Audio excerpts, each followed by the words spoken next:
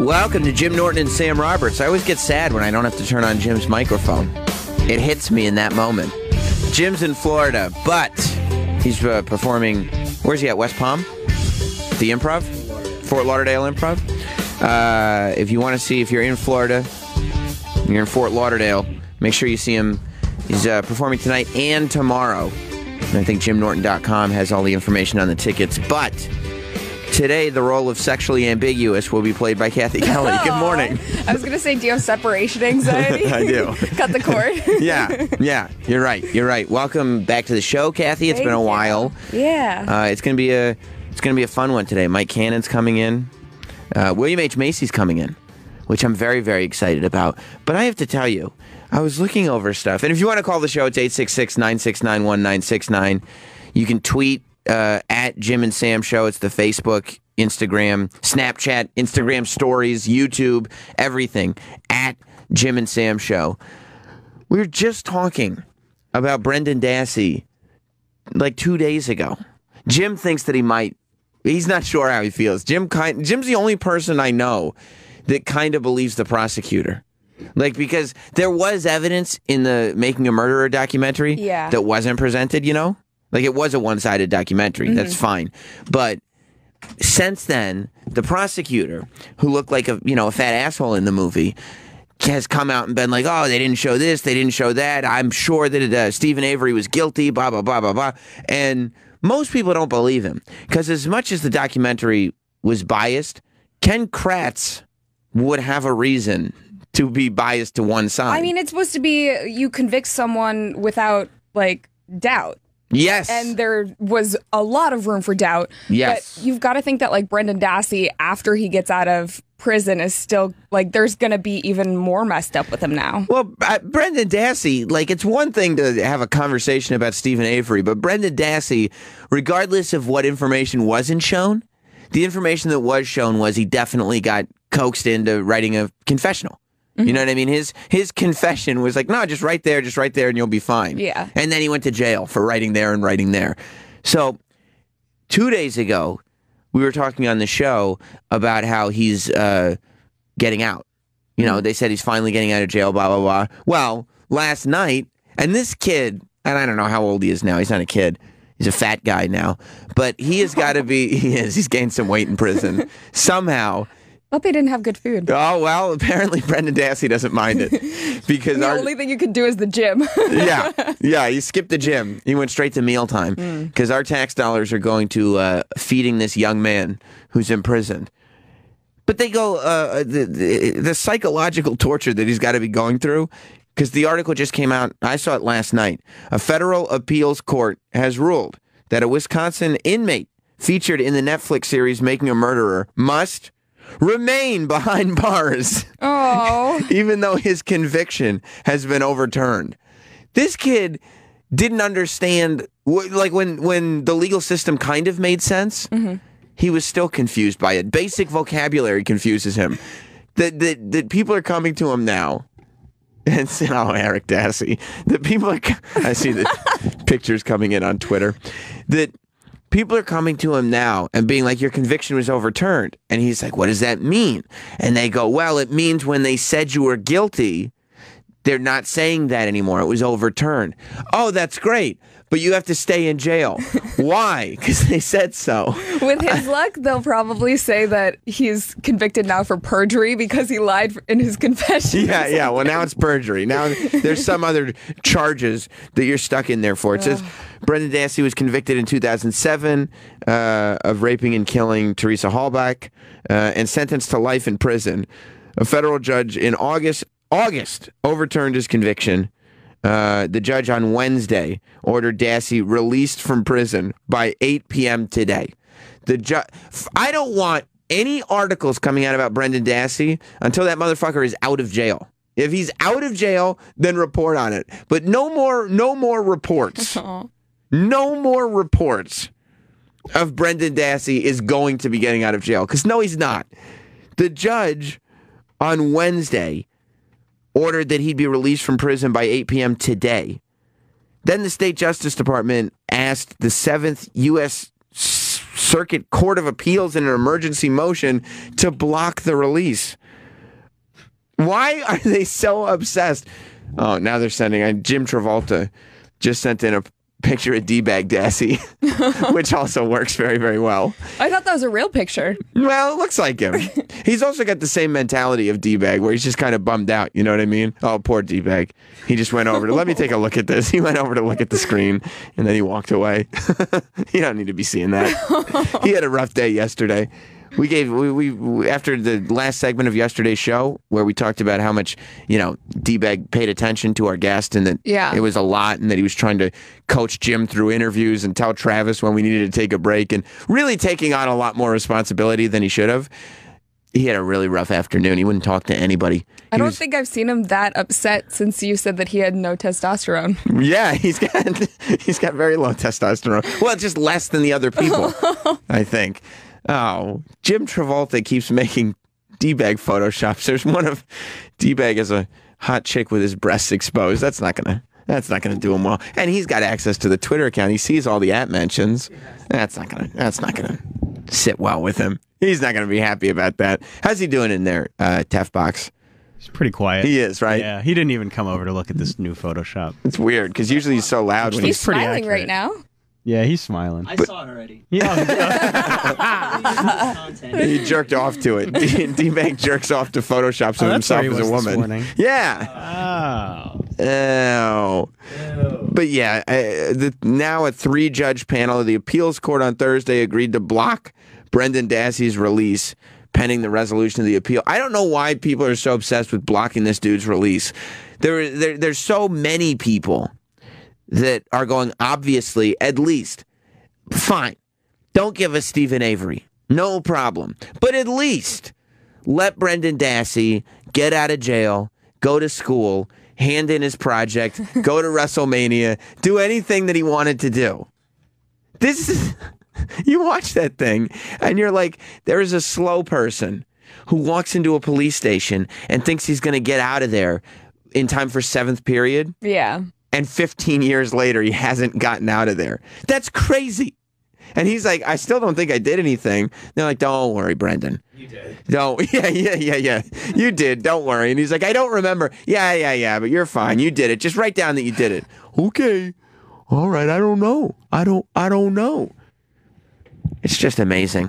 It's just amazing. Although they got the West Memphis 3 out of jail eventually. Travis, how long did it take for them to get the West Memphis 3 out? Oh, God, like 12 or 20 years? Yeah. Somewhere in that time frame. But I think Brendan Dassey is right around the same amount of time in jail. Hasn't he been in there for like 15 years or something? Yeah. Lost the best years of his life. He doesn't know that, though. No, he doesn't. No. Yeah, exactly. The only years of his life that because you don't get fat and then like he's not going to get out of jail and not be a fat guy anymore. Like the only years of his life that he wasn't a fat guy, jail.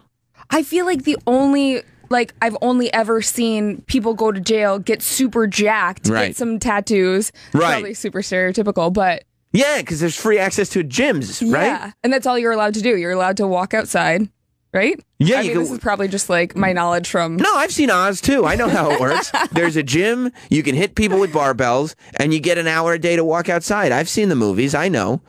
Like, usually people get in enough shape that you can shimmy out of pipes and escape. I've seen it. I've seen it happen. The Shawshank Redemption. He was in great shape. What's his name? He wasn't a fat guy. He was a very good-looking man. Which, Morgan Freeman? Tim Robbins, Morgan Freeman, none of them were fat guys. You seen The Longest Yard? They're all in great shape. They're all good football players all of a sudden. None of them are fat. But, unfortunately, the same didn't affect. Like, look how skinny Chris Rock is in The Longest Yard. Well, okay. All right. Adrian brings up a good point. Joey Diaz was not a skinny guy, but he was the exception to the rule. He's the man. Maybe Brendan Dassey is the Joey Diaz of his cell block. I feel like he's got muscle under there. Who, Brendan Dassey? No. Joey Diaz, Joey maybe. Diaz. Yeah. Well, he's had a life. Brendan Dassey doesn't have muscle under there. He's been bullied into spending 15 years behind bars. Poor idiot. He's been bullied into it. Yeah. He's just a fat guy under all that. He's not getting out of jail. The West Memphis 3 were in jail for 18 years. 18 years. After 18 years, they got out. Yeah, by the way, the slow adult that was one of the West Memphis Three. Jesse Miss Kelley. Yeah, he didn't get fat. You knew exactly which one. Yes. He didn't get fat, did he? No, he just got more mature. Right. He got bigger. He got bigger. Like you would in jail. Didn't he tattoo a clock on his head? He's got some tattoo on his head, yeah. What? I believe he tattooed a clock on his head, and he said it was because time keeps ticking. Yes, you're right. Yeah, didn't he? That was his excuse for it? You think Brendan Dassey would do that? I think so. If someone asked him to. Yeah. Brendan, you ever notice that time keeps ticking? Well, no, not really. Well, it does. Okay, all right, I guess it does. And they'd shave his head and they'd convince him it was a good idea to get a clock tattooed up there. I'll bet they would do it. Oh, yeah. Jesse hasn't done a lot of interviews since getting out, has he? No. No. I don't think he's done one. No. He's gone right back into private life. Yeah, I mean, well, he's a slow He's a slow person. Yeah. He's not like Damien or Jason. Right. Oh, Brendan Dassey's just in there. He's like him, but much fatter. Just being a slow man behind bars. See, the problem with Brendan Dassey is his whole family is slow. So there's nobody that's there to kind of tell him, like, no, if they overturned your conviction, of course you should be getting out of jail. Mm-hmm. He hired a lawyer that was like, I'd really like to get my client in jail. That would be best for me. And then he goes to jail, and his family's like, well, if that's what your lawyer says, yeah, go for it. And nobody's advising him. He hired the Saul from Breaking Bad of lawyers. Yeah. Yeah, he hired a terrible lawyer that was counteractive to his case, put him in jail, and then he got fat, and then his family was like, all right, you're good. You just stay in there until they tell you to come out. And he's serving life. How did he get life? Oh. I mean, he doesn't even know what inconsistent meant. He didn't. Remember? Yeah. Neither did his mom. Yeah. I don't know. I don't know. What's inconsistent mean? I don't know. It's like the word consistent, but like it's not that. It's inconsistent. And he doesn't. He probably asked his lawyer, "What's inconsistent mean?" It means that you're on the straight and narrow. It means that everything lines up. If they start telling you that you're inconsistent, just agree with them. That's right. Yeah. Okay, I guess I'm inconsistent then. Yeah. Is he from Minnesota now? He had that voice. Did you hear his phone? Oh, these Dasseys. But so Brendan Dassey he's not getting out of jail after all. It's the second time.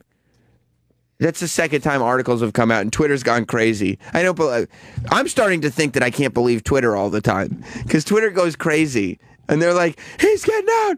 Brendan Dassey is getting out of jail. And then like 3 days later, you're like, no, he's not.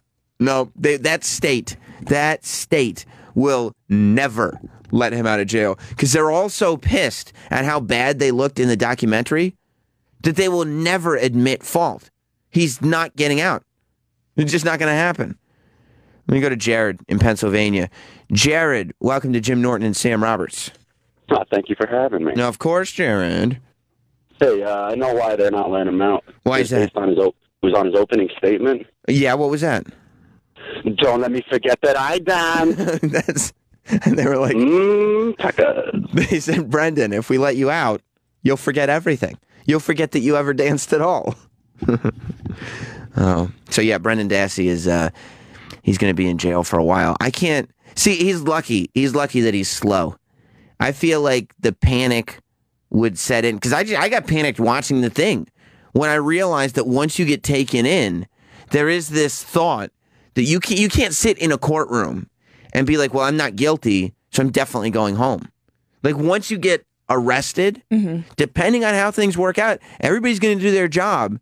And there is this way that the story works out that you never see the light of day again. You're just not a free person anymore.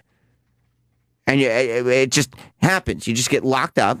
And so I started to get panicked. Like, what happens if somebody's like, oh, yeah, Sam did something, and they bring me in, and I don't know what lots of words mean. You know, there's tons of multi-syllable words that I can't pronounce or use correctly. So, do you think it would be worse with a fully functioning brain? What do you mean? Yeah, like to know, like I am innocent. Definitely, and they are painting the picture that I'm guilty. Definitely, like Brendan Dassey is still not 100% sure if he's guilty or not guilty. Like he's not because he doesn't know exactly what he's in there for. I think on some level, Brendan Dassey's like, well, I'm in here because I wrote that thing, and I did write it. So I guess I better stay in here. Like, absolutely. ignorance is 100% bliss in all scenarios. Unless you're in jail. No, it's way better to be ignorant and in jail. Like, if you're going to be an idiot, it'd be better to not be in jail than be in jail. Mm-hmm. But if you're in jail, it's much better to be a moron because you don't realize how bad it is, right? Yeah. You just wake up in the morning thinking today could be a good day. I'm going to go to the cafeteria. Right. Yeah, I'm going to go have a meal. Yeah. Ah, shit, I'm in jail. Oh, but it's breakfast, so it's not all bad news. I could get 2 muffins today. It's Friday. But to be a person with a fully functioning brain that just knows that you got railroaded, and there's this possibility, especially after 2 of these false alarms, I would hang myself with my bed sheets. 2 of these false alarms. Because after the second one, that's when it's really got to hit you. They made a 10-part they did a 10-hour documentary And you still get about this case. The whole country is all running around talking about how I'm not guilty. I'm a slow adult. Everybody knows that this is a crock of shit. And after twice now, I was supposed to get out. They're not going to let me out. And it's not like I could sit there and be like, fuck, I'm actually going to have to serve these 20 years. No, it's fuck, I'm actually going to have to serve a life sentence. Yeah. There's no light at the end of the tunnel. But Brendan Dassey doesn't know. He's okay. You think he had the same reaction when they said you're getting out as when they told him you're staying in? Yeah, he forgot he was getting out. Okay. Okay. Yeah. Like, Stephen Avery spends every waking minute, like, trying to appeal his conviction. And by the way, Stephen Avery's no genius. No, but he's at least on a level where... He's functioning. Yeah. Yeah. Brendan Dassey probably just sits and eats bagels slowly. He does. You Yeah. know? Like Stale bagels. Yeah, stale bagels. He's not trying anything. No. Okay. No. And he's figured out that if he eats the bagels slowly, then the time passes a little quicker. And that's okay. And he likes bagels. And he likes bedtime. So he'll just slowly eat bagels throughout the day. And go to bed at 7 p.m. when curfew is. That's it. Yeah, the light's still shining through the bars, and he's just in bed. He must have had the shit kicked out of him a couple times, too. Brendan Dassey. I mean, probably not more than a couple times, because that's the one thing even Brendan Dassey's going to learn how to do is fight back. Like, he's going to start swinging, but I bet he has not been treated well by his... You think? By his cellmates. I don't think so. That's why you get the extra layer of bagel fat. Yeah, exactly. I think people just feel so bad for him that, like...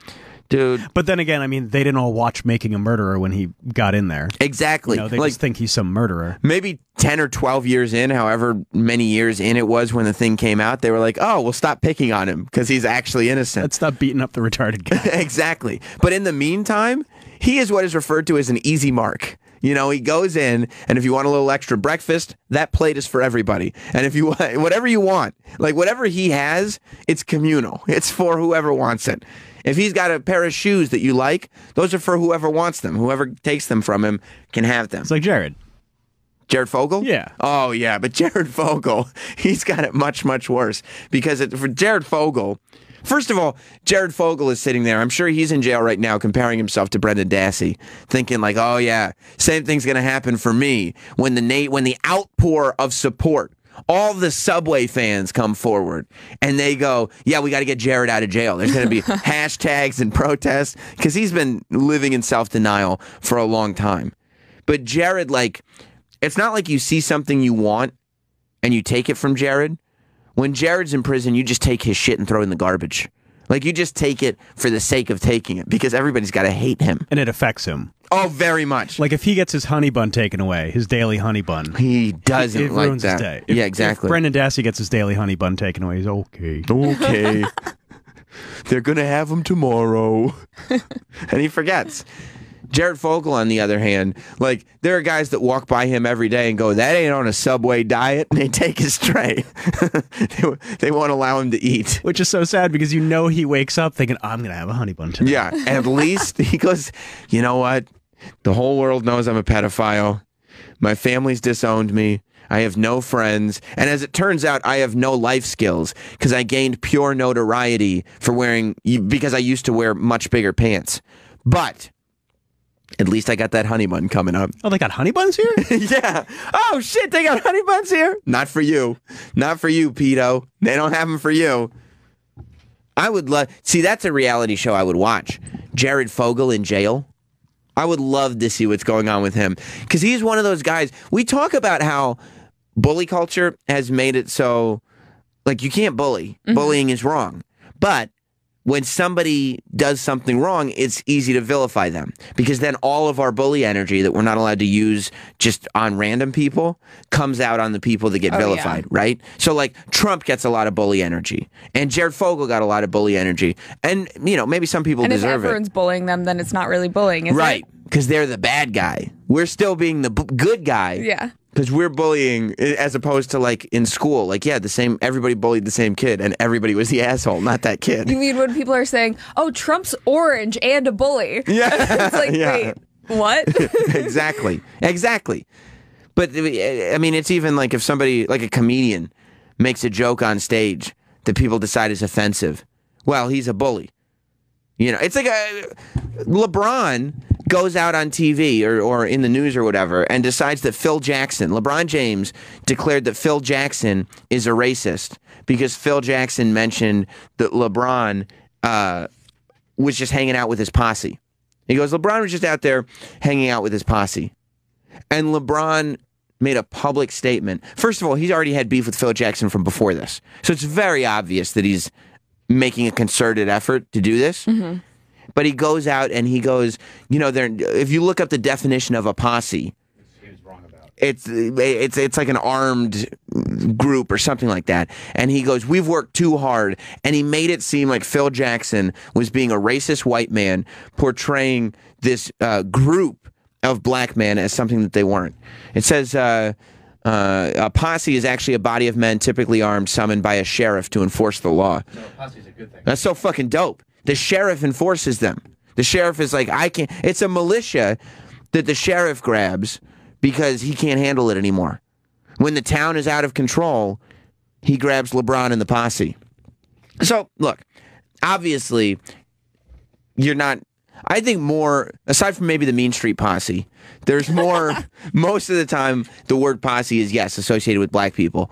But, like, Phil Jackson has coached how many teams to championships? Full of black people. He's got tons of black friends. He's Phil Jackson. He's an ally to the community. But LeBron comes out and decides that Phil Jackson is racist. He says it. Then Twitter and people who don't know who Phil Jackson is, because it's a bunch of fucking millennials on Twitter that don't know who anybody is, go and they see what? This old white man who LeBron James says is racist because he said the word posse. Posse. And so what are they going to do? Act out and create this outrage. Yeah. And they get all their bully energy out on poor Phil Jackson. And Phil Jackson, I mean, thank God he's like too old to worry about Twitter. But that's what I mean about all that bully energy getting out that they're not allowed to use. They decide that Phil Jackson is the enemy. So we're all going to use it. Jared Fogle, on the other hand, deserves it. And so it's okay. Like you can get, for those of us that acknowledge what's going on, Yeah. if we can see Jared Fogle getting picked on, it's going to make everybody feel better. The world will heal because we need that release. It's like the Hunger Games. I was so sick of when he got convicted, though, of seeing those, oh, he's going to get a 6-inch in prison jokes on Twitter. Yeah, exactly. Because you know it'll be a foot long? Yeah. That's it. Exactly. That was the Twitter joke. That was the one that everybody... That was a freaking headline on, like, the New York Times Post or whatever. Yeah. Yeah, he's going to catch Journalism. He's going to catch a sub while he's in prison. Yeah, I know what you're saying. It's a penis. It's a euphemism. I understand. Has Phil Jackson said anything about being accused of racism?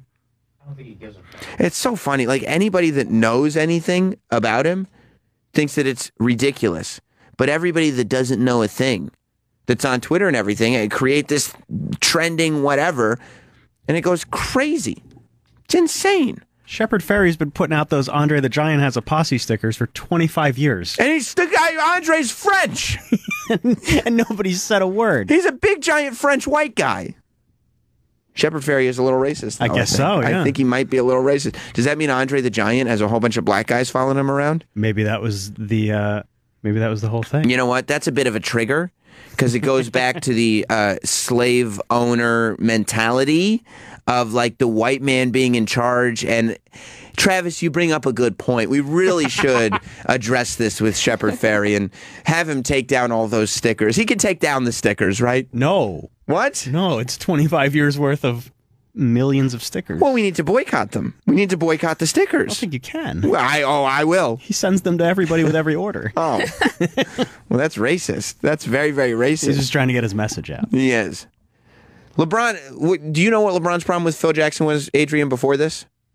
No. Because he had an issue. That was I think Phil Jackson has criticized him in the past. Yes. I'm not a huge basketball guy, so right. I'm sure. Phil Jackson has definitely criticized LeBron James, and he's criticized him as far as getting special treatment and not being a team player. Being a pussy. Right. And a lot of people have done that about LeBron. I mean, you can watch video compilations of him acting like an asshole. It's so funny. Like the Godfather thing. Remember Yes, absolutely. It's like, I watched that movie 6 times. And it's like, no, you didn't. No, you so, didn't, dude. what's your favorite line from that movie? I can't think of one line. There's so many. Aleppo? I'm having an Aleppo moment. Like it's the same. It's the same exact thing. He doesn't know what he's talking about. But LeBron is so, and he doesn't. See, if I'm LeBron, I would realize that there was a time when I was the most hated person in the nation because of that stupid ESPN special. It really did make it at least the most hated person in sports at that moment. Having a press conference for leaving Cleveland? Exactly. Yeah, it killed him. When he came back to Cleveland, everybody forgave him and just forgot about anything. So instead of being like, okay, I'm going to sit there and just take in these good vibes and not do anything shitty anymore, instead of doing that, he's now been like, okay, well, now everybody loves me, so I'm going to cast people out. I'm going to make it so that Phil Jackson is a fucking asshole. It's like, bro, you're still an asshole. Phil Jackson probably said he hated him in Trainwreck. That was probably it. I take pride in my acting. I hope that accent wasn't racist. Frank in the Bronx. Welcome to Jim Norton and Sam Roberts. Hey, what's up, Sammy? Good morning, everyone. Good morning. My man, the Testa's in the house. Yes, he is. Real quick, LeBron we're raising a bunch of pussies. That's what's happening these days. Yeah. He wants to get rid of Black Friday. He wants to call it White Friday. There's a lot of bad shit going on these days. He doesn't really want to do that, does he? That's what I heard. And they also said the college. Think about the college campuses. There are kids that are heartbroken over Trumpy. Yeah. They can't go to school. They're sick to their stomach. And you know what's amazing is like a lot of professors, every day in the news, you hear about another professor that's come out and said, like, I'm sick to my stomach, too. Because what's happening is people who were raised to like get what they wanted and kind of get their way are starting to get older. So that's creeping into like emotional strain. Yeah. All the kids that were on Ritalin since they're 4 years old are now 23, 25, maybe 30, and now they have to start taking lower doses. They're turning into little fucking babies. Right, and they're and the students are going like, we can't go to class because this is too emotionally damaging, and the professors are like, yeah, you're 100% right. Yeah, we can't do class today. That's crazy. I'm hurt. I just hurts me everywhere. I can't even get out of bed. Yeah, I went to school during 9/11. I was at school when 9/11 happened, and then I was at school the next day too, because you sat there and you talked about it and you figured it out together. But because she Carmelo Anthony in the shower. No, I never saw Carmelo Anthony. See, the thing is, like, when you're not on the basketball team, you don't actually have to shower with the basketball team. Not everybody at Syracuse University showers together. I was told you were the orange man, the actual orange man. No, Otto never tells. Otto the orange. I would never tell you if that was me. You sure? Because you and Mr. Met were banging each other. Okay, goodbye, Frank. I'll talk to you later. But yeah, it's crazy. But LeBron he's sitting there, and he's taking it all in, and he's realizing he has that power, and he's using it for evil. 866-969-1969. Let me go to Mark in San Diego. What's going on, Mark? Oh, hi, Sam. Oh, hi, Mark. Dude, hey, because of my job, I travel across the country, and and because I'm a knucklehead, I've been in jail, throughout all these little Midwest towns, and I show up like Santana from American Me, so I would have a guy like Jared washing my shoelaces, doing things, this and that. But the main reason I'm called... Well, how long do you... What's up? Do you just spend in, do you just go to holding cells, or have you actually spent time in jail in all these different cities? Last time I beat up this cuck, I spent 9 days in jail in Lexington, Kentucky, but it was all good, I have my own. It's fine. So what do you go in and just... How many times have you been to jail? More than I got fingers and toes. More than 20 times? Oh, my gosh. Why don't you fucking learn how to function in society like a person? Because you know what, Sam? What? It's hard to be a brown man in middle America and be hard. And not beat up people. Right. You're right. It's hard to be a brown... No, you're right, Mark. It's hard to be a brown man in middle America because people have all these ugly stereotypes, like you guys don't follow the laws. No, but I'll tell you what. The main reason I called... My watch game is tight.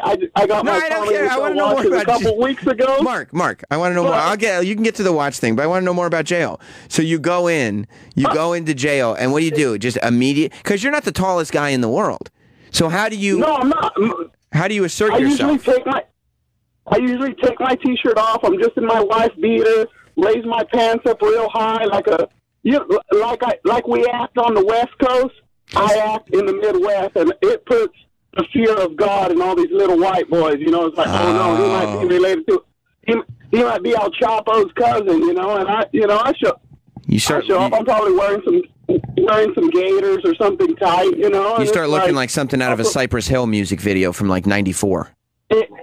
Exactly, American Me, blood in, blood out. Yeah, those locals forever and things. I turn it up, Sam. You know me, dog. But I gotta ask Cathy, Kelley, that WWE watch, I need that shit. I mean, give it to him, Cathy. Whatever he wants, just give it to him. Just give it to him. He's trouble. Just give him the watch. I saw it, and I thought that I needed it, so I was about to steal it, even though I wasn't allowed to. I saw on your Twitter, Cathy Kelley is the social media personality for WWE. And I saw on your Twitter that you were wearing a WWE title watch. It was very ostentatious. Yes. Ostentatious is the word. Yeah. Let me tell you one more thing. The biggest thing, even if you're just in county, that you can have a grown man do is wash your socks. And I'll bet that Jared from Subway is washing socks every fucking day, bro. Is that what it is? Is washing the socks the ultimate sign of like, okay, I'm alpha here, you're washing my socks? That's bitch made. Bitch made is washing socks or toothbrushing shoelaces. Wow. You're a shoe guy like I'm a shoe guy, and if we got Jared toothbrushing our shoelaces, we're alpha, dog. So Mark, how would I survive? Let's say I got arrested for a crime I did not commit. How do I go in there and not wash socks? Because I'm going to tell you something. I am Caucasian, and some people have described me as slight of frame. No, you just let them know Mike Tyson called you a black ass brother, and you're in. You're in, dog.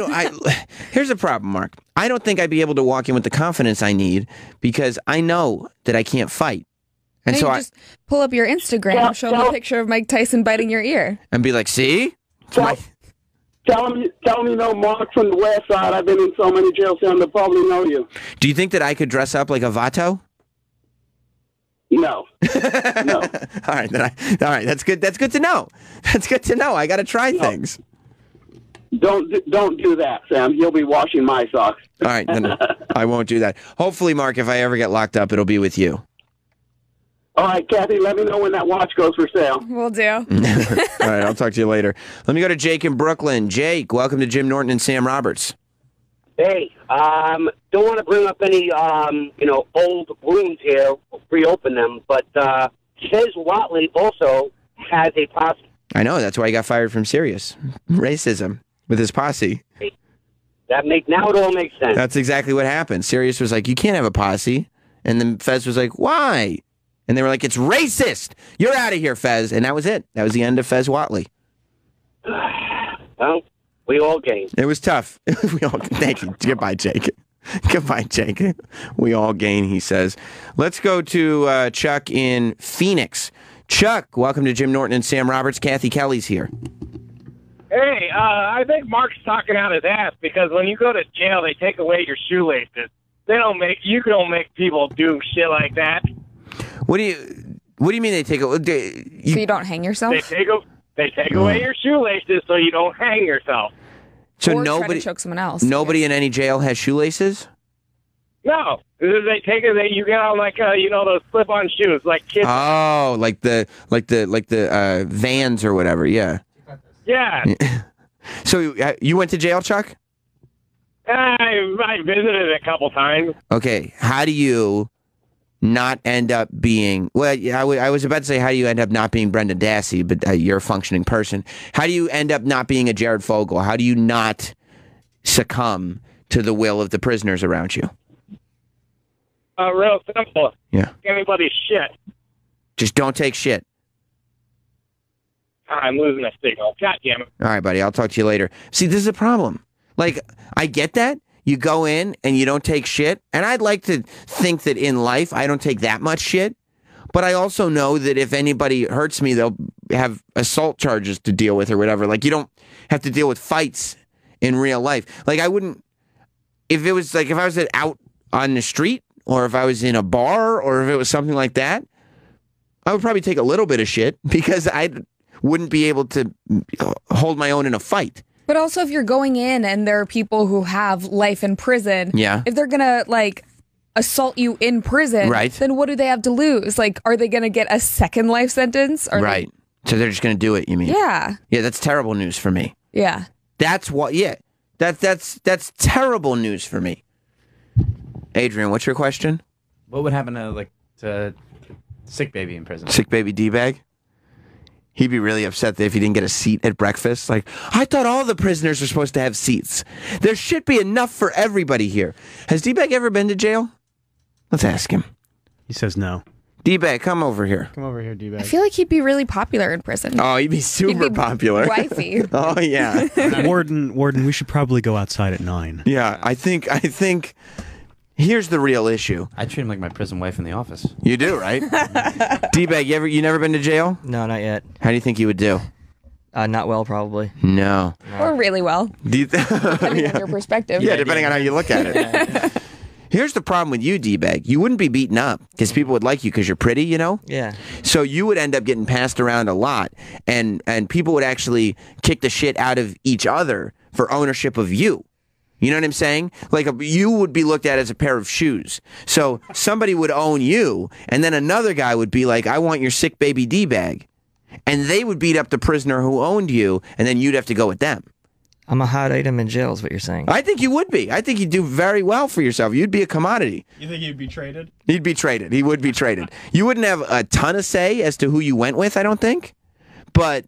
still, you would feel like you had some value. What do you think he's worth? Like a pack of cigarettes? No. Way more than that. A little more than that, yeah. Sweet tushy. Oh, yeah, he does. And look at that mouth on him. How much commissary money? A couple snack packs. Yeah. A snack packs? Is that the currency? Well, here's the thing. What other currencies there in jail? Cigarettes? Pudding packs? You are the currency in jail. Yeah. The thing is that, like, you are a pudding pack. Yeah, but there's only one of me, though. I'll trade you D-bags. That's all, homie. Yeah. See, the thing is, Adrian, you should unbutton your shirt and just have the top one. Adrian also looks like he's in prison. Yeah, Adrian decided to button up his shirt like a cholo. Yeah. Because I think he just wants to have sex with D-bag, though. I think. I thought that too. I think that's all it is. D-bag, you are the currency, though. It's not like anybody's going to pay you for your ownership. Like, you'll walk in and somebody claims you, and then you'll either be traded for currency or somebody will get beaten to own you. But the currency will go to the owner, not to you. Like, you would never benefit from it, except you'd be treated like, a prize, which isn't the worst thing in the world. I'd be well protected. You would be well protected because nobody. It's like, who wants to eat a bruised apple? You know what I mean? Hey, safety is an asset in prison. So are you. Yeah, I know. Yeah, so are you. Asset. Yeah. So you don't have a thing to worry about, dude. You go to prison and you'll have to adopt some new hobbies. You have to find an affinity for certain things, but that's fine. An oral fixation. Yeah. Do you drink wine? Yeah, but they make it in toilets there, right? No, I'm not asking. No, D-Bag, I'll bring you your wine, so you make sure. Yeah, but I just realized that the wine's not good in prison, is it? I don't know if I like that kind of wine. Where would I get it from? No, but you enjoy a glass of wine? Yeah, a nice glass of red, you know. Did you always enjoy a glass of wine, or is that an acquired taste? It's acquired, I guess. Yeah, it is an acquired taste. So you have the ability to acquire new tastes, is what I'm saying. Like, so once you get to jail, use that skill, acquire some new tastes, expand my palate, and your role of property will not be nearly as bad. It won't be as tough to deal with. Okay. You know what I mean? Good advice. It's a way to, you got to look at things positively. Yeah. You can't fight the glass half full. D-Bag, let's put it this way. Don't swim against the current. You know what I mean? Just realize it's not going to work. The current's too strong, and the current is your cellmate, and he's way too strong. Oh man. Thank you, D-Bag. I hope that you benefit from this advice and go to jail one day. Okay. I think it'd be funny. At this rate. Test it out. Yeah. Who do you? I mean, Adrian and Troy both have violent sides, but among D-Bag, Travis, and myself, who would survive? I think. Oh my God, Travis would be a fucking fan favorite. You think so? They would love it. Not fare well. Yeah. I mean, I wouldn't fare well. Right. People would against me. Who do you think would be able to survive best in jail between D-Bag, Travis, and me? I mean, it's tough because like you and Travis are both, you know, you're twinks. Right. So I think in prison, but we're both smart too. Yeah, that's yeah. why, We could both get out of things. I can see you being sort of like a caretaker type guy. Like what kind of caretaker? The character from Longest Yard. He like Chris Rock, who kind of he's just kind of got his he kind of runs everything. Yeah. Yeah. And Travis, I could see is maybe being like your right hand man. And he better hope, otherwise he's getting rammed up the ass. And D-Bag, I could see getting dogged out in the showers. You don't think I'd bring D-Bag on to be my second right hand man? No, I think you might use D-Bag for like currency and blowjobs for yourself. You think D-Bag would be like? Yeah, because I need to get a little something too, right? Oh my God. D-Bag would be like the guy who cried on the first night of Shawshank. Yeah, exactly. D-Bag, would you blow me if we were in jail together? I wouldn't force it. Would you just? Would you? No. Why? He's a liar. Adrian's just waiting to answer, by the way. You want to blow me in jail? I'm not blowing anyone unless it's being forced. I'm not willingly. All right, well, guess what, D-Bag? What? You're going to be forced to blow someone, and it ain't going to be as pleasant as me. How do you like that? You've made your choice. I mean, I'm not happy about any. You ever seen the scars? I don't want to blow anyone. You know the scars that the Joker has in Batman? On the sides of his lips? Yeah. Yeah, we're going to put those on you, and it's not going to be done with a knife. You know what I mean? No. Yeah. Yeah. You're gonna tear me open? We're gonna have to break that jaw and resettle it. Oh boy. Yeah. Adrian, you'd blow me in jail, right? I'll blow you after the show. Thank you. Thank you. See, that's not surprising. That's a producer, D-Bag. Yeah, you do what it takes. That's a producer. Adrian, because you said that, you don't have to now. Thank you, boss. You got it. But if you change your mind. Okay, I'll let you know. 866-969-1969 is our phone number. Of course, we all know what goes on in jail, don't we? This is advice for D-Bag, actually. First of all, right, if he's a newcomer, right, I want him to suck my ass with jelly, what they call toss the salad. That's the slang word, toss the salad. It means sucking my ass, right? With jelly or without jelly. Some people use syrup. I prefer a guy to use jelly, right? D-Bag would have to buy the jelly himself, too. He'd have to use his own whatever money, whatever it's called. Commissary money, to buy the jelly himself. Buy some Smuckers. Yeah, but he wouldn't be able to enjoy it. I've got Uncrustables. They're just smashing Uncrustables against his rectum and just spreading them in there. There's peanut butter and bread crumbs too. Just the whole thing. So he's going to have to stop for nervous poops. Yeah, oh yeah, he would. See, but that's because he's not a great long-term decision maker. D-Bag, like he makes moments in the decision. He makes decisions in the moment, but he's not great long term. Like the long term smart move is like, yes, Sam, I would perform fellatio on you, because he knows that then it's like, that's my dude, that's my mouth, I'm going to take care of it. But instead, he's like, no, I'm not going to voluntarily do that. That's gay. And guess what? He's going to find out what gay really is, because then it's just like, all right, well then D-Bag, you can't edit video for me in here. If you're not going to believe, they didn't give you Final Cut. If you're not going to blow me, You're in Gen Pop. You know what I mean? And you would be like first claimed. Yeah. Oh, yeah. Have you seen the Night of? No, I haven't seen it yet. No, but I got to see that. Yeah. I'd be out there being like, all right, D-Bag, well, I got to get something out of you. I got a right-hand man named Travis. Adrian will blow me anytime he wants. Or I want. I got to go. I got to be like, okay, well, then I need to find somebody who's going to be my muscle. No, a guy. Like a real big guy. And guess what I'm going to give him to be my muscle? Guess what the payment's going to be? What do you think, Adrian? Sick baby D-bag. That's it. That's what I would have to do. Got a little white boy who pukes a lot. Yeah. And he likes that. It's like a girl with a gag reflex that makes you feel big, you know what I mean? That's sick baby D-bag. Let's go to, but yeah, I'm pretty sure we do all right now. All right, guys. If we go to jail, we're all going together, okay? If I get busted for something, everybody's coming with me. And everybody's taken care of. I feel like no one's going to fare well. Are we all? You all no. have very punchable faces. All of us? Yes. Oh. Maybe Travis could fly under the radar. I do a good job of doing that. Yeah, you do. Yeah, but you know what? Somehow. We're so likable. Yeah. That we would probably take a beating. Maybe once or twice, but then people would be like, "Oh, they're good. They're He's good cool. guys." Yeah. He's Plus, cool. they loan us out sick baby D-bag. Exactly. He would be. I'd be like the Blockbuster video of sick baby D-bag. Be like, yeah, but you had him a day extra. That's going to cost you. Yeah. Late fees are bad. I would talk about how Cathy Kelley would fare in a women's prison, but I feel like everybody would just start jerking off and thinking of 70s women in prison movies. Oh, yeah. Let's go to a Guy on Long Island. What's up, Guy? Sammy. How we doing? Listen, you guys would definitely have to join a gang. We'd start a gang. Or I was going to say join a gang or start a gang, because I don't know if you're like white supremacists or skinheads. Yeah. And well, see, that's the problem. I wouldn't be accepted. Like, look at my hair. There's no way the white supremacist group is accepting me. We'd have to start our own gang. Yeah. Well, that's where I was going next, Sam. You could have cornrows, which would make you look like a triple OG. Yeah, do you think I could look like one of those albino black guys?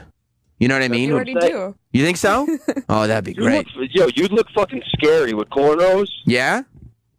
All right, you look like a badass. Let me tell you something. My forehead would look very big if I had cornrows.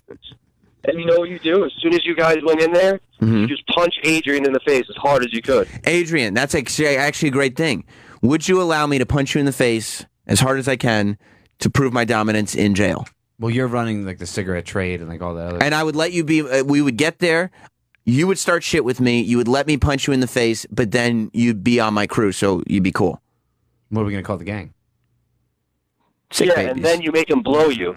Sammy Sweet Boys. The Sammy Sweet Boys. That's has a bit of a homosexual connotation. I feel like in jail. Yeah, I mean, well, there's a white gang in jail. There's a black gang. We could be the Sweet Boys. We could be the gay gang. Okay, that's fine. We could be.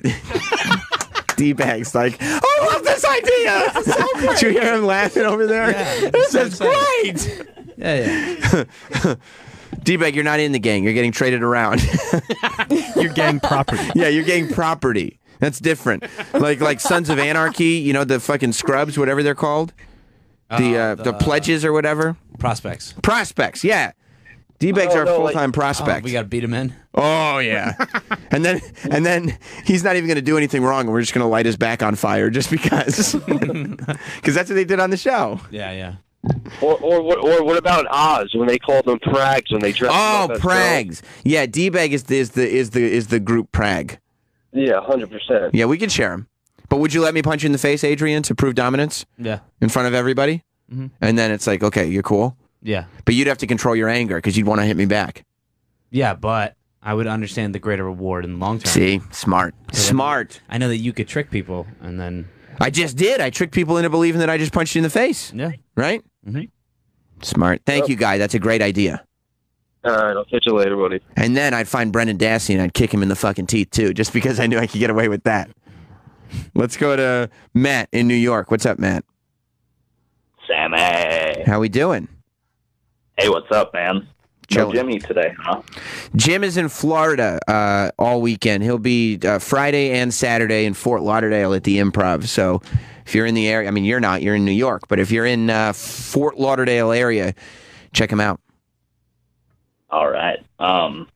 So I'd actually a positive story of bullying. I actually, I used to know these two guys who worked with kind of an older, like, I would say almost retarded lady, which I know that's not real courteous, but it's kind of funny to say, though.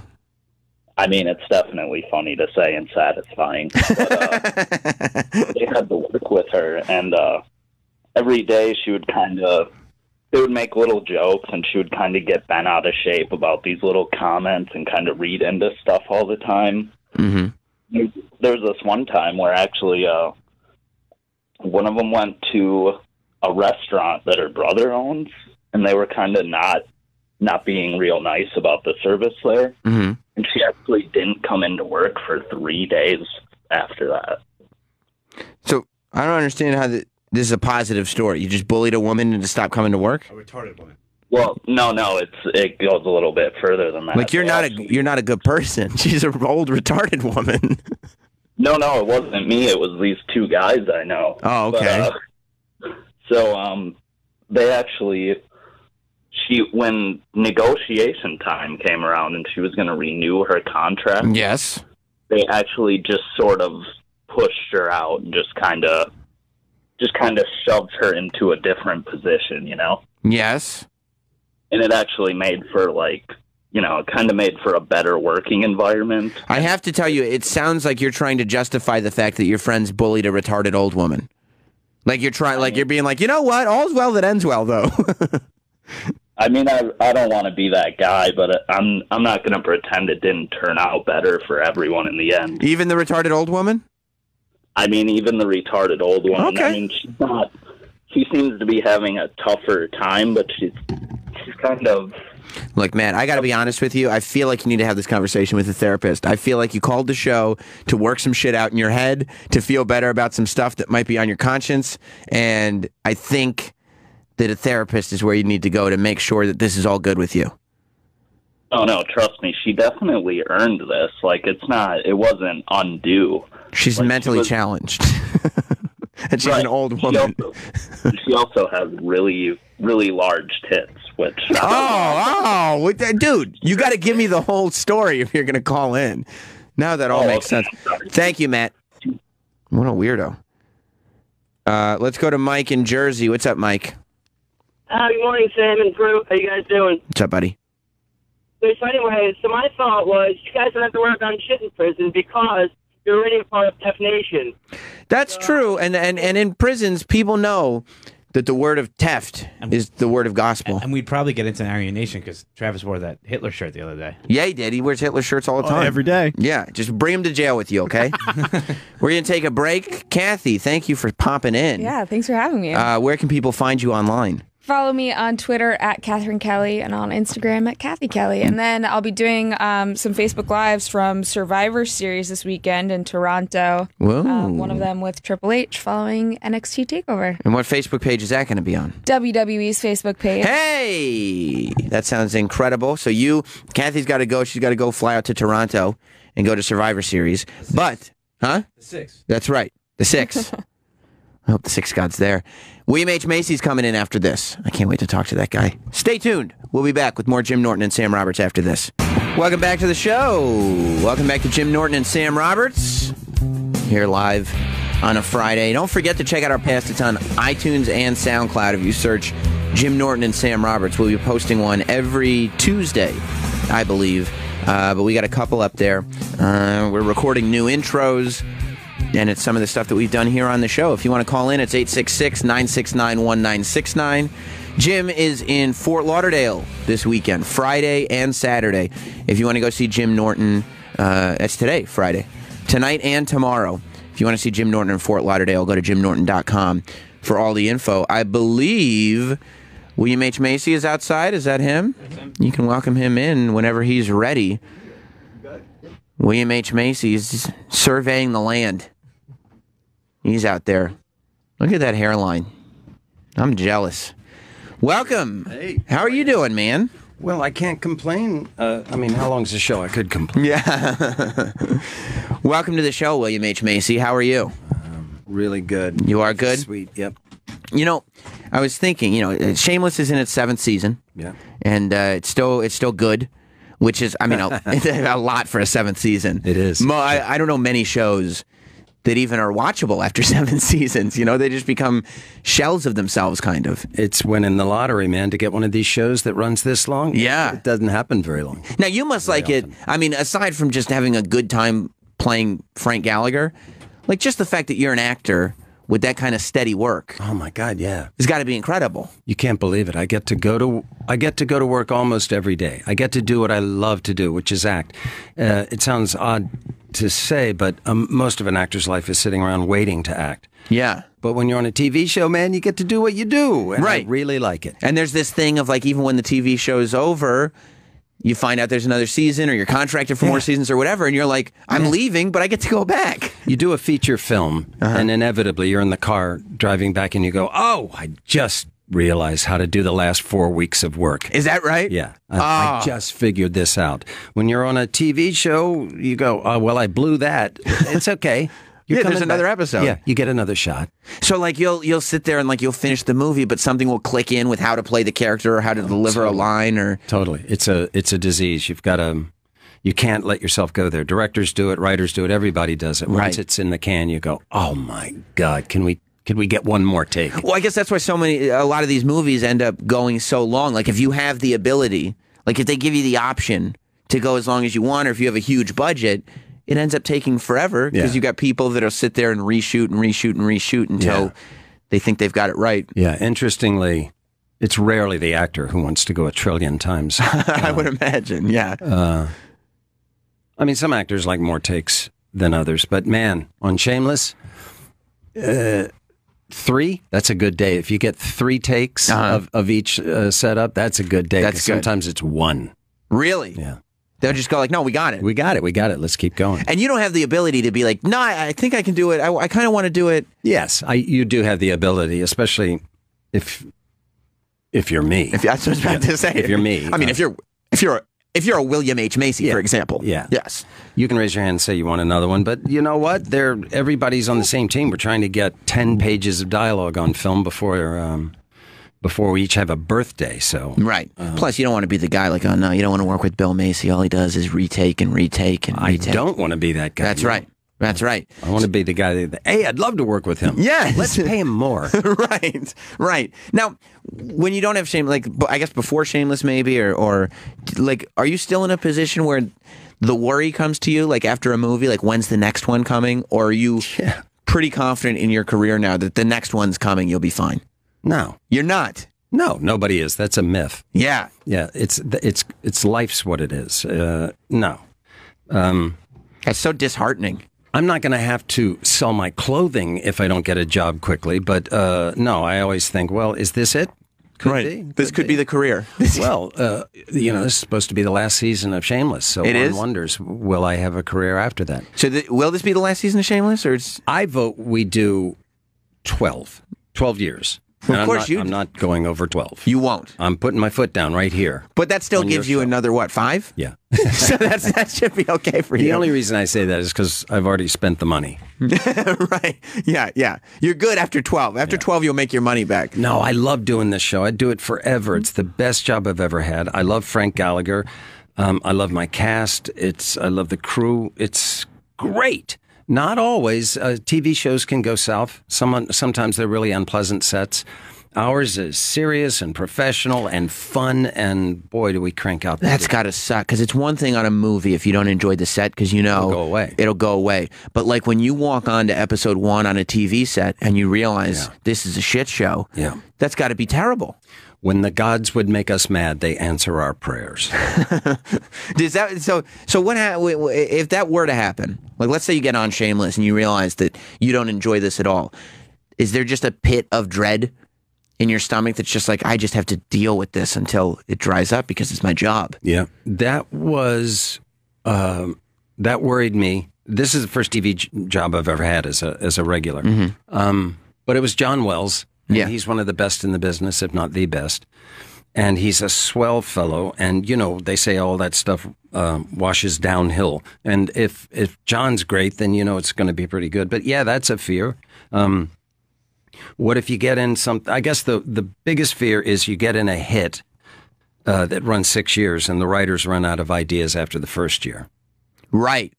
And you just had this great experience, and now we're just trying to cash in off that season as long as we can. Yeah, and they're trying to figure out what to do with you, and that can be disheartening. It has not happened with Shameless, man. They're getting better, if anything. Yeah, and our numbers have gone up 7 years in a row. And well, it's a smart show because there's so many people on it. They've done such a good job of like shifting the direction, like, and it'll almost be season by season, right? Totally. Like Frank will have this season, but Lip will have that season, and Fiona has that season, and so it becomes this thing that doesn't feel stale. No, not at all. It's a genius setup. I think there could be a version of the show in every country on the planet. Now, when you walk into it, though, because I've heard, I don't know, believe it or not, William H. Macy, I'm not an actor. I host a radio show. Okay. Yes. But I have heard that working with animals and children are like the worst things you can do. So when you sign on to do this show, now all the kids have gotten older and they're somehow, because that's the thing that I always worry about. When it's a cast full of kids, the longer the show goes, they could really grow up into terrible little actors. You know what I mean? Yes. But again, didn't happen on this show. Did not happen. But do you dread, when you start, is that part of it? Do you go like, I don't want to have to work with all these kids, I don't know if this is going to work. No, I still think that. Yeah. But Emma and Ethan have grown up to be wonderful people and good pals, and I love hanging out with them. We've had a more than our share of babies, and I've had to act with more than my share. Yeah. And, it's a caution. I hate it. You don't like the babies? No. I like them in real life, mostly. I like my own 2 children. Even when they were babies? Even when they were babies, I liked them. But boy, it was hard for me to like other people's babies. Yeah. It still is. Did you have that when you had your babies? Did you realize that other people are not going to like my babies the way I do? Like, because I don't like theirs? Or did you think, well, no, my babies are just different. My kids are just different. Everybody loves them. Yeah. You just figured that yours were special. Yeah, they had normal kids. You know, they didn't have extraordinary kids like I do. You had a spectacular family that other people just couldn't relate to. Yeah, most actors had the experience of looking out in the world and they think, look at all those people. They all think they're the center of the universe. Yeah. They don't realize it's me. What did you think of I don't know if I've talked to you about this before because it's been a little while since you were up. What did you think about the Fargo TV show? That's great. Isn't it great? Yeah. And I was talking, Billy Bob was in here, was it this week or last week? Did he have fun on that season? Or they should have charged him to do that. He was amazing, chewing the scenery, wasn't he? Amazing. You could just tell. But what did you think of? I thought that Martin Freeman did such a good job of taking kind of maybe the vibe of your character and everything, and just turning it into something. Made it his own. Absolutely. Because that's the risk of a show like that. Well, that's what I had to do with Frank Gallagher. I mean, there's, the British version. And, and David Threlfeld, who played it in Great Britain. He's great. Yeah. I couldn't do what he does. I haven't seen the British version. It's pretty doggone good. Yeah. You need subtitles, I got to say. You know, they got that northern accent, so because it's really hard to understand what it's poor British people, so they've got like all the... Now, do you end up comparing yourself to that? Like, no. You don't. And is that for your own self-protection? You just can't go there? You just don't do it naturally? I watched the first season, which was... first season was based on. I didn't watch after that. I'm not kidding about the translator. I can't understand the word they're saying. Right. I had dinner with Paul Abbott, who created the series. Not only has he got that thick northern accent, but he uses a lot of slang, which I don't understand. I mean, he's it's a Pope nose, isn't it? Right. You don't know what he's talking about. Pope's nose is. No, it's a Pope's nose. I don't know what that means. At dinner, I finally would just say, I'm sorry, Paul, Mr. Abbott, I don't know what we're talking about. Just go back a little ways. I need a verb, sir. But I met David Threlfeld, and it was a great experience, man. He came to Warner Brothers, and you can get lost on that place. So he called me up. He said, "I'm at the gate." They let him in, and I was in my trailer, and I was nervous as a cat. It was like, I don't know, an ex-wife was, I don't know. I had this relationship with him. I step outside my trailer, off in the distance, I see this figure. I can tell it's David.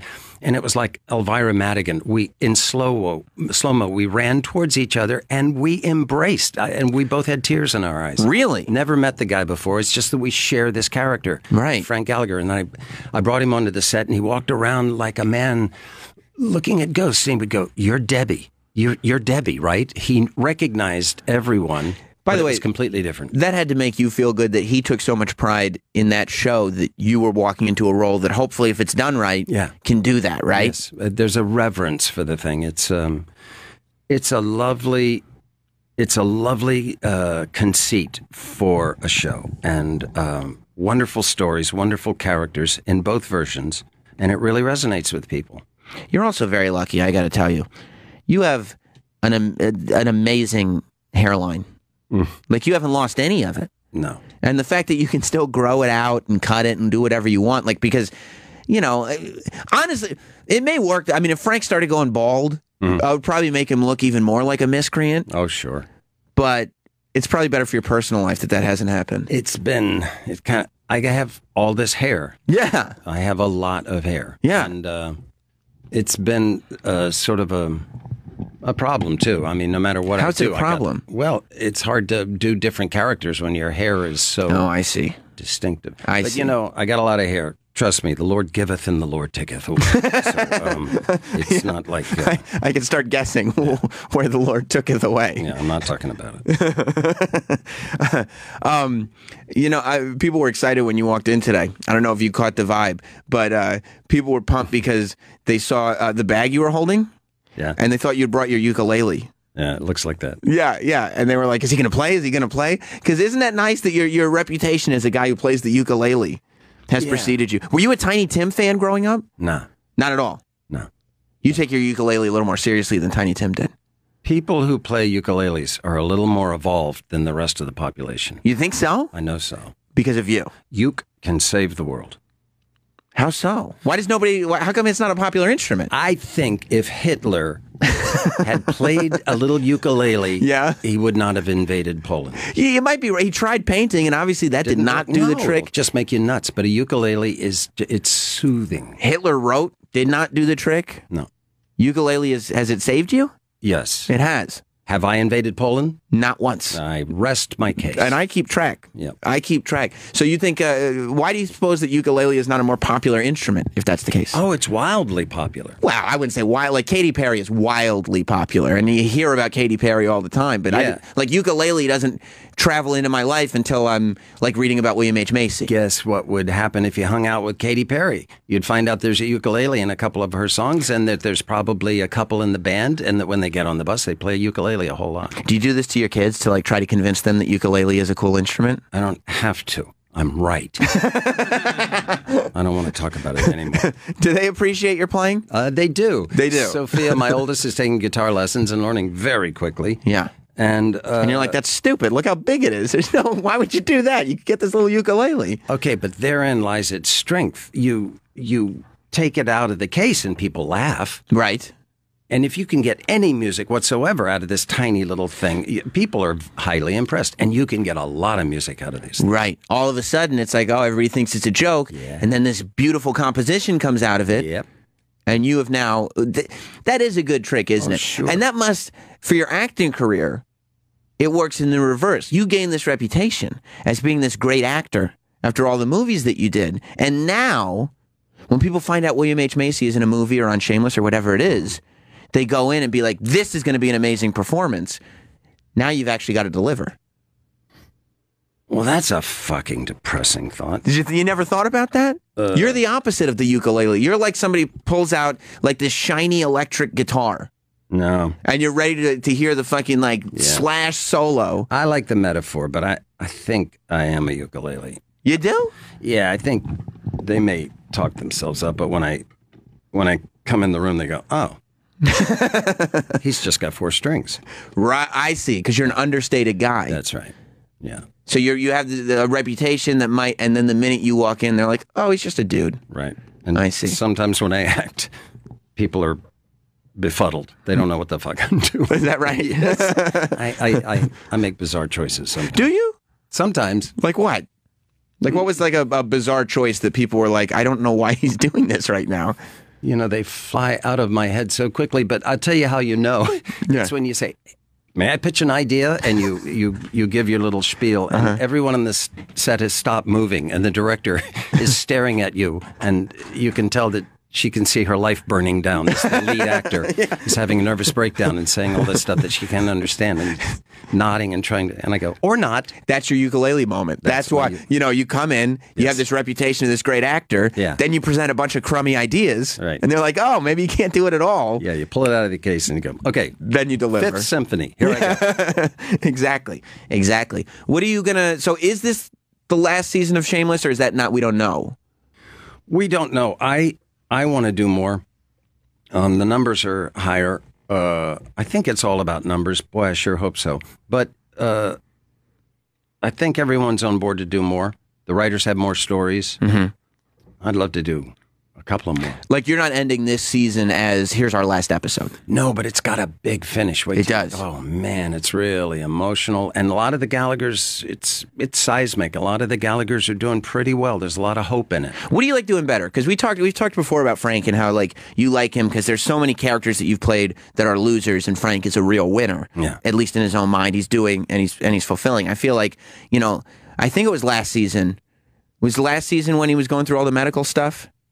Or was that 2 seasons ago? A couple of seasons ago. That's when it was like, it was a little more emotional and a little more human, right? This season is full on Frank Gallagher winning across the board. Yeah. What do you like doing better on the show? Well, it goes up, winning. It's great fun when you got the upper hand. I like outsmarting people. Yeah, just like in real life. It's bad. It does affect you, If you get on a losing streak with your character, you have a tendency to go home thinking, nobody appreciates me. One of my favorite storylines on the show was when Frank started developing like a fetish for terminally ill women because it would make him feel better, and he could give them their last thrill, and he could go smoke crack with them because they're going to die anyway, and show them this world. Everybody needs a hobby. We did that when you read that that's where the character was going. Were you like elated? Because that sounds like a really good time. Yeah, it was pretty funny. Yeah, it was pretty funny. I love it that our show has pretty much decided that nothing is off limits. Yeah. And I kind of believe that in my own life. We got to be able to make a joke out of anything. And it's rare. It's rare, and it's getting rarer. Yes, there's a lot of political correctness, but I think it's, for the body politic, it's healthy if we can laugh at anything. Yeah. I'm not saying we should, but it should be okay to give it a shot. Yeah. Do you have any idea what you're doing after Shameless? Let's say this is the last season. Like, Are you trying to line up some movies? Are you going to go back to directing? Well, we touched on it earlier. One wonders. You're just going to try to figure it out. I was talking to my agents, the very thing. Can I still be an actor after this? I asked. I've directed a bunch of films, 3 in a row. And I kind of exhausted myself. When I go home, I do the mix for the final one. 2 of them haven't been released yet. One's called The Layover. It's a sex comedy. That sounds good. Pretty freaking. I like sex and comedy. Yeah. Kate Upton and Alexandra Daddario. What's the word? Oh, yum yum. Yes. Yes. They're just wonderful in this thing. And then the one I just finished called Crystal, written by Will Aldous, and Rachel Winter produced it. And going to do the mix when I get home. That's out there. It's a crazy, crazy film. Took 12 years to get that thing to the screen. Really? Yeah. And do you like that as a guy who's now directing movies, obviously you're going to put a little more ownership on them as far as the way people are watching them now? Because a lot of these movies, I'm assuming, are going to get a lot of eyes on them via digital on demand and all that stuff. Do you like that, or are you one of the guys that thinks that the work should be seen in a theater in the right environment? It makes me sad that we don't go to the theater anymore, but I don't go to the theater, or rarely now. It makes me sad because I think it's good for us all to gather in groups and sort of smell each other, and it's a great way to see an entertainment. I went to the Atlantic Theater Company last night to see a play when the band came to town, and it's just, I think we'll miss that if we stop doing it. But on the other hand, I got no problems with digital. I would prefer people don't watch me on their freaking phones. Yeah. But you film these HD movies, and then you shrink them down to a 7-inch screen, right? Yeah. And the sound is what offends me the most. Yeah. But out of one side of it, we got a freaking TV the size of a drive-in at our house, so it's the same thing. We got surround sound, and that's the way I watch movies. That sounded like a humble brag to me. A what? Humble brag? I don't know. A humble... Like you're being humble, but you're kind of bragging about your TV. Yeah. You know what I mean? Where's the humble part?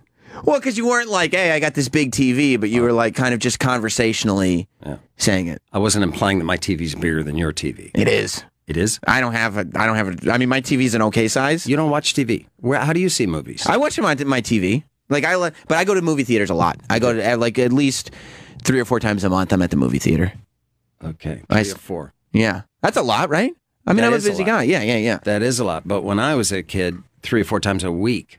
Really? Oh man, the aficionados were at the theater all the time. But there's nothing to see anymore. 3 or 4 times. You can't do 3 or 4 times a week because they don't put out that many good movies. It's all superhero this and action packed and whatever. It's like, you know, it does seem to be the same plot over and over. Yeah, it's the same movie every time. Yeah. So I can't.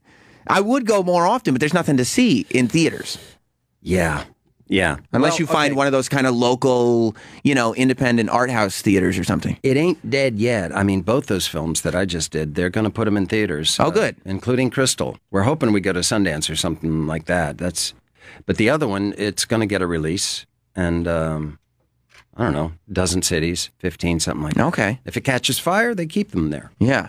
Well, then people should, if these movies are playing in your town, you should probably see them because then they'll put them in more theaters. Yeah. You know, and that'll at least a little bit revive the industry. So is it really like, I'm just going to take what's offered to me after this, or are you can you afford to be a little more picky and choosy?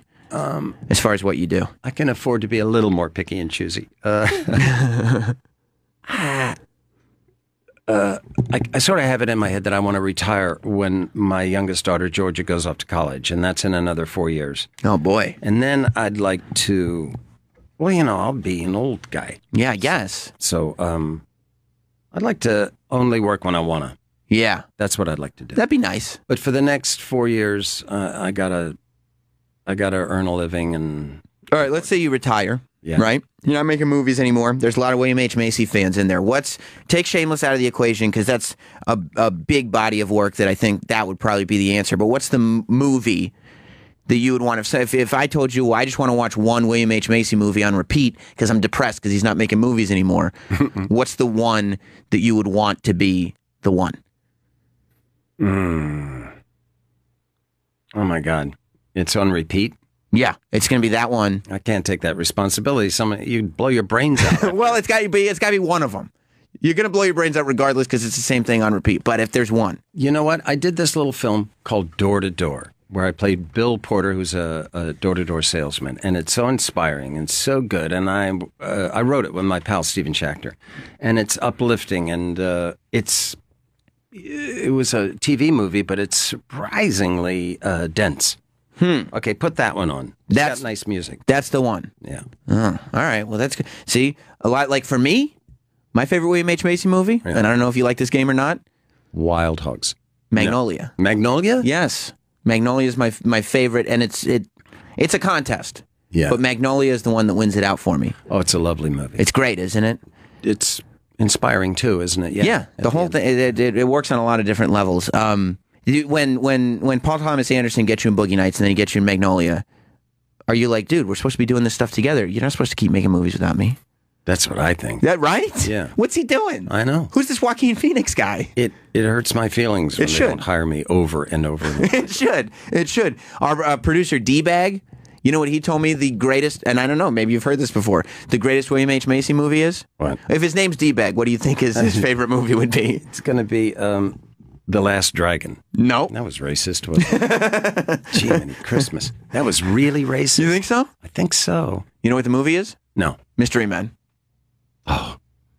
He thinks that's your finest work. He's a smart guy. You think so? You love that Mystery Men? Yeah, and he caught me off guard. Yeah. Oh, I loved it. We kind of drove that director out of the business. You did? Yeah. That was fun. Oh, my God. Yeah, you literally, before you walked in the door, he's going, the shoveler's coming in. And with Paul Rubens? Yeah. The Spleen? Yeah. Oh, my God. Yeah. Who was the director of that? His name is Kinka Usher. He's still directing, and just a magnificent filmmaker. He does all the great commercials you've ever seen. Kinka did them. Oh. And then did he leave commercials and use some of that money, make Mystery Men? Yeah. No, it was a studio picture. Oh, okay. Yeah, it was big. Yeah. And they brought him on, and then, but did he go back to commercials, or is he still? Well, yeah. You make a lot of money in commercials. I'll You bet. got to get lucky to make money as a feature director. Yeah. Did that movie made a lot of money? I think so. I would think so.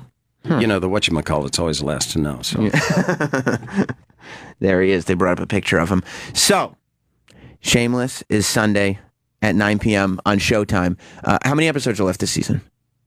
I think there's 3 more when we air. Is this live? This is live, yeah. Oh, I shouldn't have said fuck, should I? You can say fuck all you want. I said shit a bunch of times. Okay. Yeah. I think we're 3 away from the end. Okay. I'm making this up. You are? Yeah. I think episode 9 is this weekend. All right, then I'm right. Okay, good. And did the kids watch? You said before your kids don't watch Shameless, but the kids are a little older now. My daughters do now. They do. That makes for some awkward moments when I'm walking by and I see me doing something with no clothes on. Yeah, I was about to say, there's nude scenes for you in Shameless. Yeah. And they're my daughters. Hi, hon. Is that something that you're like, okay, I get to do all this fun shit on Shameless, but that the trade-off is you got to do some nude scenes? Or do you not care about nude scenes? I don't care about that. I love the way we treat sex on Shameless. It's so healthy and down to earth and normal, and it's not glorified, but it's fun, and sometimes it's awful. I mean, it's just so truthfully done, and I've tried to raise my daughters the same way. You know, I do try to keep them away from the violence, and now I don't have to. They hate it as much as I do, but sex is good. Sex is really good. Even bad sex is pretty good. Yeah, it's fun. It always feels good at the end. That's the thing. Even I don't think seeing that stuff. I mean, we kept them away from really raunchy stuff, but now they're grown-ups. They can see stuff, and they're so smart. They don't want to see stuff that I don't want them to see. Right. Yeah, it makes sense. Is there anybody that you missed from the show? Like Joan Cusack, for instance? That had to be... Yeah, there's so many people who've come through there. I do. I miss Joan. We had gosh, she's wacky. Man, every once in a while, I'd look in her eye, and there she goes. She's up there around Pluto, and I would just follow her. Right. We don't ad-lib a lot on this show, but in that first season or so, I mean... Joan Cusack is just a force of nature. You just turn the camera on. Well, as a guy who makes bizarre choices every now and then, do you like when somebody else does and you can just follow in this weird direction? Yes. As long as it's someone that has taste. Right, that knows what they're doing a little bit. Oh, yeah. I've been a dutiful actor my whole life. I learned the lines pretty dead on. That's the way I was raised. So it's not in my comfort zone to get into a loosey-goosey, let's just make this shit up as we go. Right. But I'm loving it more and more these days. You probably wouldn't. I hear all the Seth Rogen movies. That's right. That boggles my mind, too, because I feel like it'd be so intimidating to jump onto a set and just kind of throw things around. It's like, I don't know what I'm going to say. This isn't going to be good. I'm not a fan of it. I got to say, so many of these movies that are all ad-libbed. The scene is over, and it always goes 4 more lines, just because they were so funny. Right. And that just kills the movies for me. When the scene's over, get out of it. And it's mixing metaphors, Those people are writers, really funny stand-up writers. Yes. Acting is sort of a different thing. Yeah, totally. Well, listen. Everybody needs to see Shameless. I'm sure a lot of you are already watching it, but if you haven't seen it yet, you can catch up on the season with the Showtime On Demand and the app and all that stuff. But it's Sundays, 9 p.m. Eastern, and I recommend it. You know me. I'm a regular viewer. And William H. Macy is great on it. Thank you for stopping by, man. Oh, man, thanks for talking. This is a great conversation. It's always good talking to you. Right. We'll be right back with more Jim Norton and Sam Roberts after this. Whoa, is this real ukulele music? Yeah. You got ukulele in the Tef box? It's Eddie Vedder. Did a whole album. I wonder if William H. Macy, I should have asked him about being a Cubs fan. I wonder if he's an Eddie Vedder fan. I bet he is. I mean, the guy did an entire ukulele album. I'm sure he must be, right? I bet they hang out. Oh. Can you imagine if Joe Buck and William H. Macy and Eddie Vedder were all just hanging out? It'd be the coolest. And being like, oh, there's this fucking Herb who produces a radio show. Why would they say None that? of us like Travis. Yeah. You hear about what his mom did? Wouldn't that suck? No, if Eddie Vedder's talking about me in any context... You're cool with it? Totally cool. That's cool. Yeah. The only ukulele I had heard before this was that big fat Hawaiian guy. You know, Is? I don't know what Is, I guess, is his name. I'll take your word for it. But, you know, singing Somewhere Over the Rainbow. And Tiny Tim, tiptoe through the tulips. Oh, you sound great. Thank you. That's Tiny Tim. I was in Hawaii with my girl, and they were like playing the ukulele shit, and there were one or two songs in, and I'm hammered at the table. And they're like, does anybody have requests? And I'm like, Somewhere Over the Rainbow. And they're like, yeah, that's our closer, dipshit. Like, we're not going to just burn it. Obviously, we're doing that. Like, what you guys think? Have you ever heard that version? What an asshole. We welcome Mike Cannon. Thanks for having me, pal. To the show. Thanks for coming in, man. Yeah, anytime. In Hawaii, just shit face. I got bit by a feral cat that night, too. I was like just drunk. Like, this is your honeymoon, right? No, this was just like just chilling in Hawaii? This was 3 years ago where I actually had to tell her ahead of time before we went that I wasn't proposing. I warned had to her. do that. You know what? I had to do a trip like that. Yeah, it was like right? our 5-year anniversary, and I was like, "Look, this is going to come across like I'm being a dick, but I need you to know, and this isn't me throwing you off the scent. Yep, I'm not going to propose to you on this trip. Yeah. We're going to have a good trip if you don't think I'm proposing to you. Yeah, exactly. But if you do, you will be disappointed. It would be a bad trip. Right. Yeah, I didn't want that, like, us to be standing on the beach. It's like this beautiful night, you know, fucking sunset, waves crashing, and then she's like, this is it, and then looks at me, and I'm like throwing up because I'm so shit-faced. Yeah. You got bit by a feral cat? Yeah. Did you get tested for things? Nah, I just kind of wrote it out. I'd be so worried. Yeah, I didn't think of it twice. I just could have kept drinking Mai Tais. Right. You just woke up with a hangover and a cat bite? Yeah, just let's do it again. Yeah, why not? Well, Hawaii. Also, we were staying with somebody my now wife knew from college, and she lives in Kauai, and her father like greeted me with basically an ounce of like homegrown Hawaiian marijuana, and I was like, oh well, this will just kill the feral cat. Yeah. Like, this will just get rid of the poison. It probably did. I'll bet you were poisoned or had some kind of rabies. Yeah. And marijuana cured that. As it cures a lot of stuff. I mean, I have no disease, but my dick did grow a hook, as cats do. That's interesting. Yeah. It happens. Yeah, it turned into Catman. It happens sometimes. Well, welcome back to the show, Mike Cannon. I'm glad you're here. I'm glad I'm here. You know what we didn't get to talk about last time you were in was what on earth happened to your podcast? Yeah. Because Mike Cannon is a great comedian, very, very funny. You guys know, I mean, I've had him on the various shows that I've done throughout the years. And forever, you had a podcast called Deep Inside the Rabbit Hole. I did. And it was a conspiracy theory podcast. And I would go to you when I had questions about conspiracy theories, because you were the comedian on the show, so you dip your toe in and you kind of see what the vibe was. But you would do the show with a spiritual healer, who I like. I've had, we've had on together, and a legit hardcore tinfoil hat conspiracy theorist. Yeah, I mean, it's even beyond tinfoil at this point. He's probably wearing like a tinfoil dick sock. Like, he's so like anti. But weirdly enough, all these people have actually showcased themselves to be Trump supporters. Everyone, so every one of them. So it's not really. They're just ready for the revolution. It has very little to do with conspiracy. It was so funny when, for years, you hear about the Illuminati and rich people trying to control everything. But Trump was the guy who, you're right, I mean, Alex Jones loved him. Everybody, everyone who ever, and I think that is probably because he's outside the system. And even as a billionaire, it's not like everything is tied to him. It's not like he has a ton of big corporate ties. Yeah, I guess he does it. His company isn't public, I guess, or as much as I know. No. But I mean, here's the thing. He's a white male billionaire with like a gold apartment. You know, he's outside the system. And I'm pretty sure. Finally, someone like us. Yeah, yeah, exactly.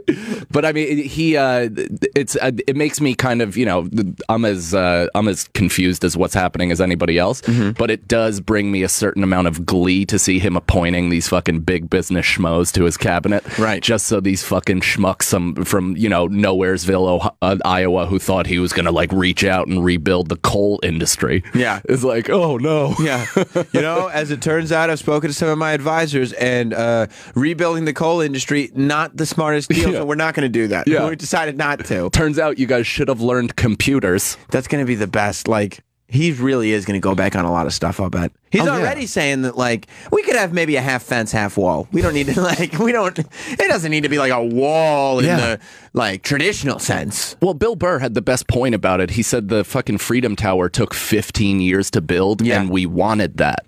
Like, this is such a giant project.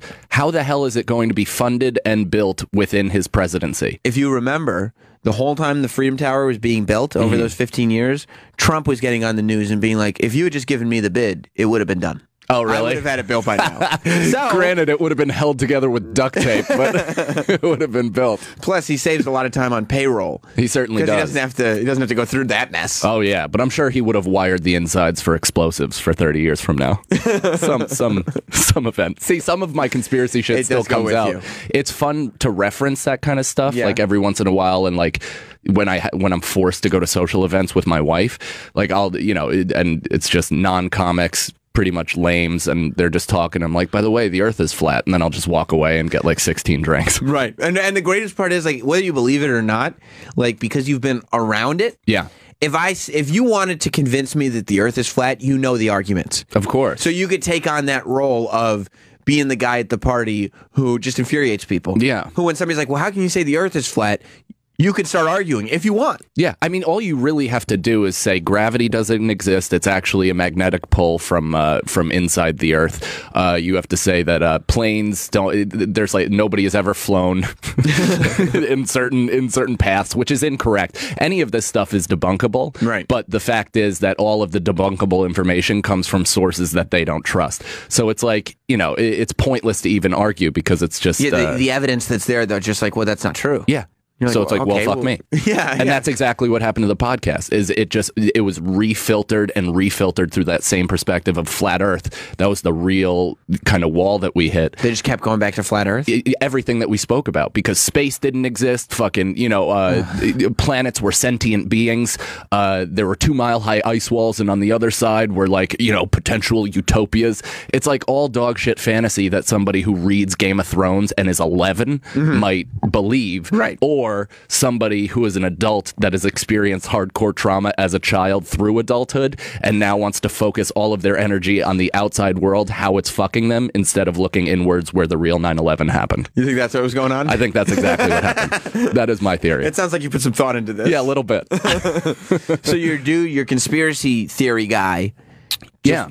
He went way too far. It's not even that he went too deep into the rabbit hole. I guess so. I mean, here's the thing. A lot of people listen to the show for his perspective, which was equally frustrating because I'm called a retard on a regular basis by people who, every picture NASA sends out is fake. It's computer graphics. I'm like, well, then they have the most expensive Pixar team on the face of the fucking earth if they're putting out that many images. And I'm also like, do you follow them on Snapchat? Like, they run through the process of everything they do. So it's like, all day, every day, they're acting and creating math that works out in this fake system. Yeah. But it's fake still.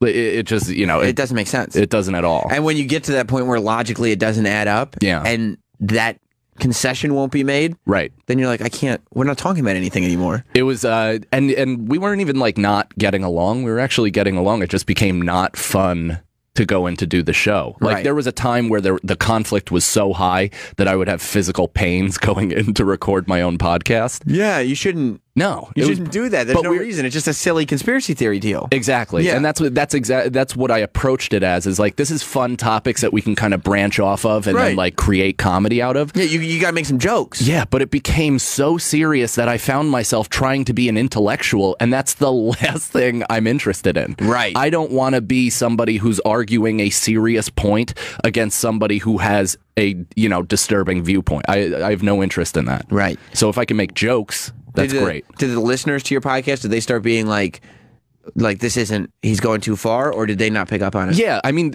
here's the thing. So we had I would say probably 10,000 downloads a week, which is not great, but it's nothing to sneeze at. It's okay, especially for somebody at my level. But once I started doing your show and I did the Opie show and all that stuff, our demographic turned.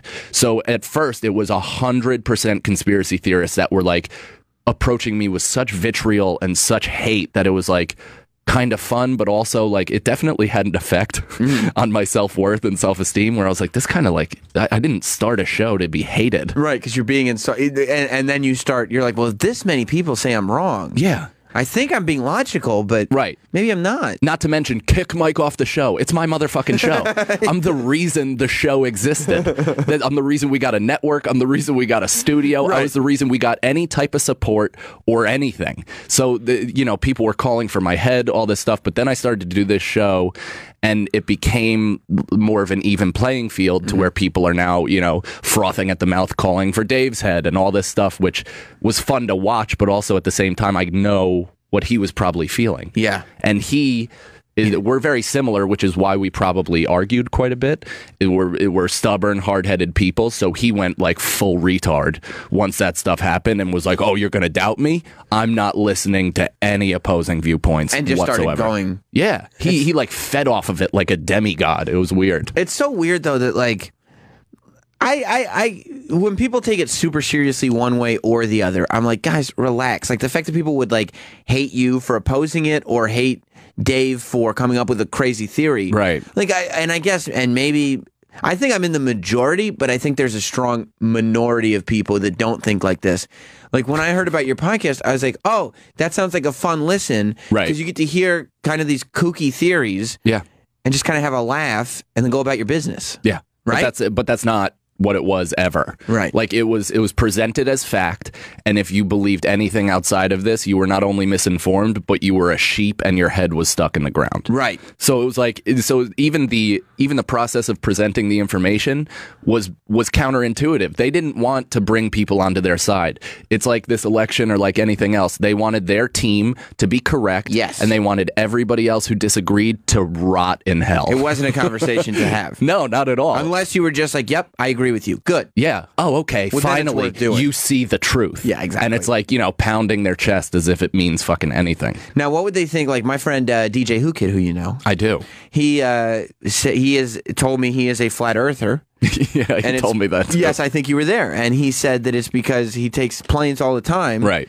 And I believe, quote, that shit never turns. Aha. So he's never felt a plane turn. No, he doesn't. That shit never turns. Okay. And he looks out the window. Yeah. And there's no curve. He sure. Said. That shit never turns. I beg to differ. So when I flew to Bali, that was one of the biggest.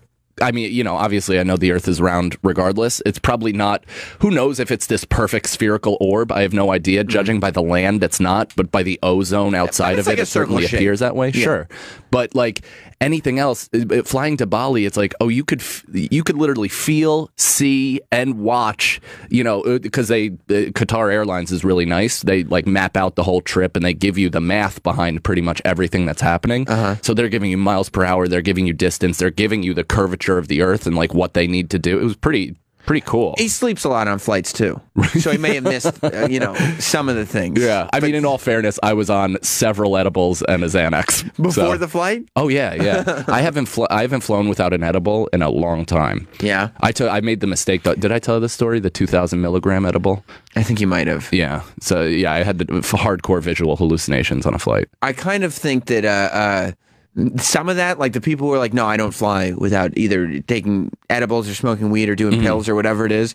Like some people just like doing drugs. And they're like, oh, this will be a great excuse. Like they absolutely, they don't have a fear of flying. They absolutely could fly sober, but they're like, I bet it'll be better if I just take some drugs. Yeah, of course. No, if I had a fear of flying, do you think I would shoot myself into orbit on THC? Like, no, there's no fucking way. I have a fear of not being on drugs for 14 hours at a time, and knowing that I was going to be in Bali for 2 weeks where the punishment for weed is like death by firing squad. Is it really? It's hardcore. People have done 20 years for a joint. So what did you and your wife do? We just drank, and I felt like, and I wasn't drinking up until that point. Really, I mean, I drank at my wedding, but I went like 40 or 50 days without drinking before that. So I was super weed and no drinking, and then my entire body shifted to just straight booze. Did you get angrier? No, not really. I mean, I did get like.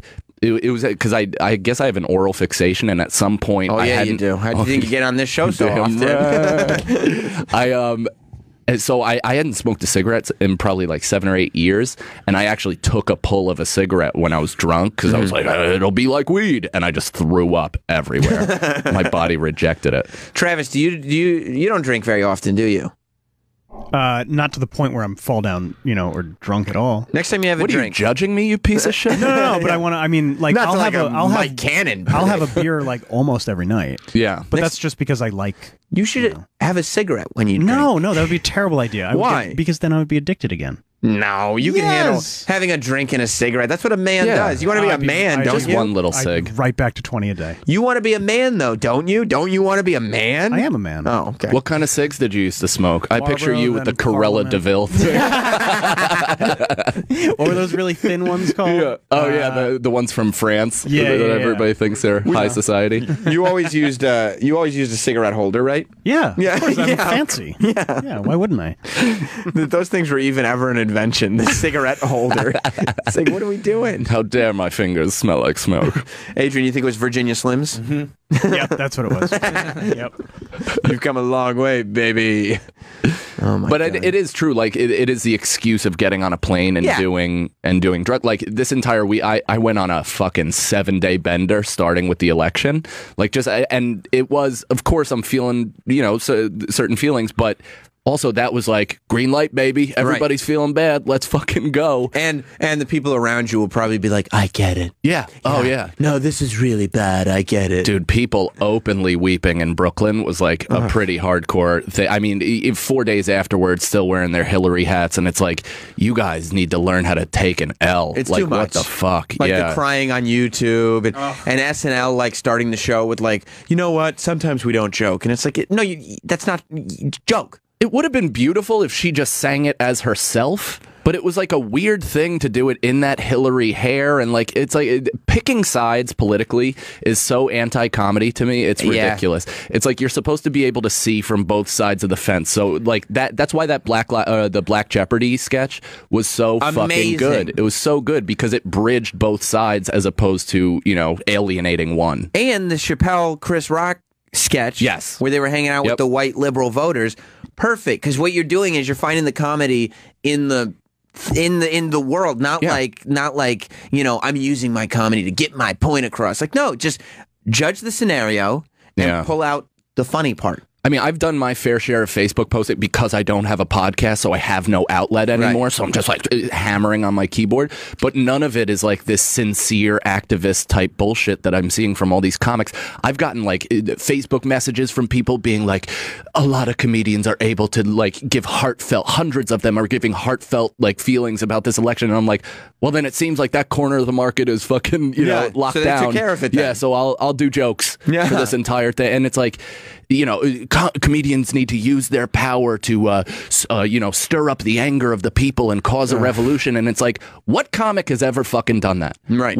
Even Carlin, who is the biggest social commentator of all time, was a lone wolf. He didn't give a fuck of your movement. He hated groups. He constantly said that. He thought any of this indoctrinating bullshit on both sides was equally offensive. Right. And it's like, and even Richard Pryor, again, lone wolf. And both those people still did it with jokes. Yes. Yeah. You know what I mean? They still did. And it wasn't like you were like, oh, here comes Carlin. He's going to really give it to the Republicans. Yeah. It was, no, he's going to destroy the system. There's so much fucking slam poetry, applause break needing bullshit happening right now, especially amongst the lower class of comedians. Yeah. And I'm entrenched in that, clearly. Yeah. Like, you know, all these guys, the upper echelon, and women, I mean guys, that's over-encompassing of comedians. Folks.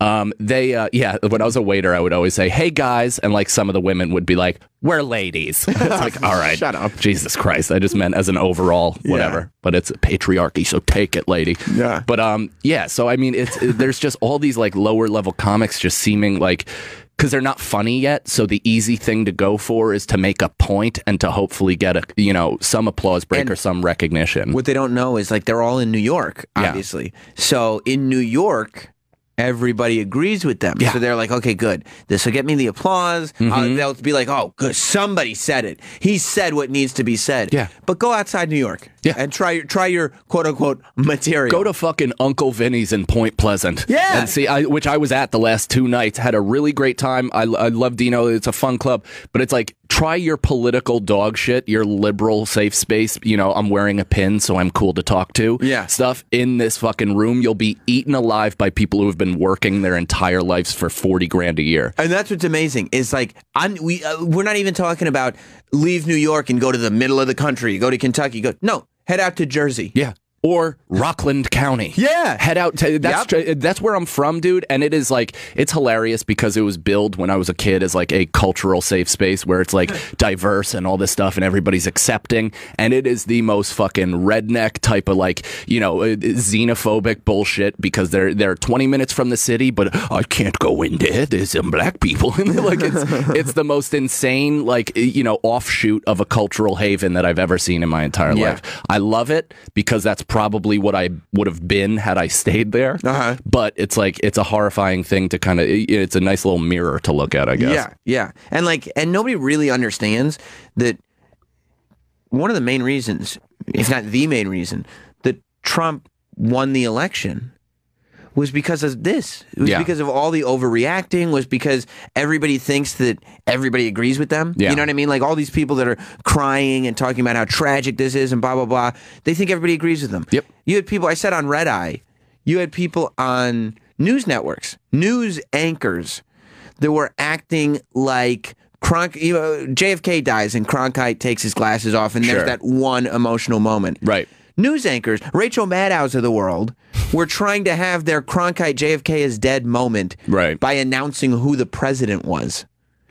Like, it's like, we've totally lost touch of everything. Yeah. You know what I mean? I'm not like agree or disagree. That's totally fine. And to say that this one threw you for a loop, 100%. I think even the Trump supporters, they'll come out now and be like, I knew it was going to happen. I think everyone got thrown for a loop. Yeah, I mean, but to act like it's like this national tragedy on the level of 9/11 is like, let's all calm down. It was, I mean, the ominous feeling around the city felt very similar to that. Not the event itself, but how people were reacting. Got quiet. For sure, But I will say that the shows got really good.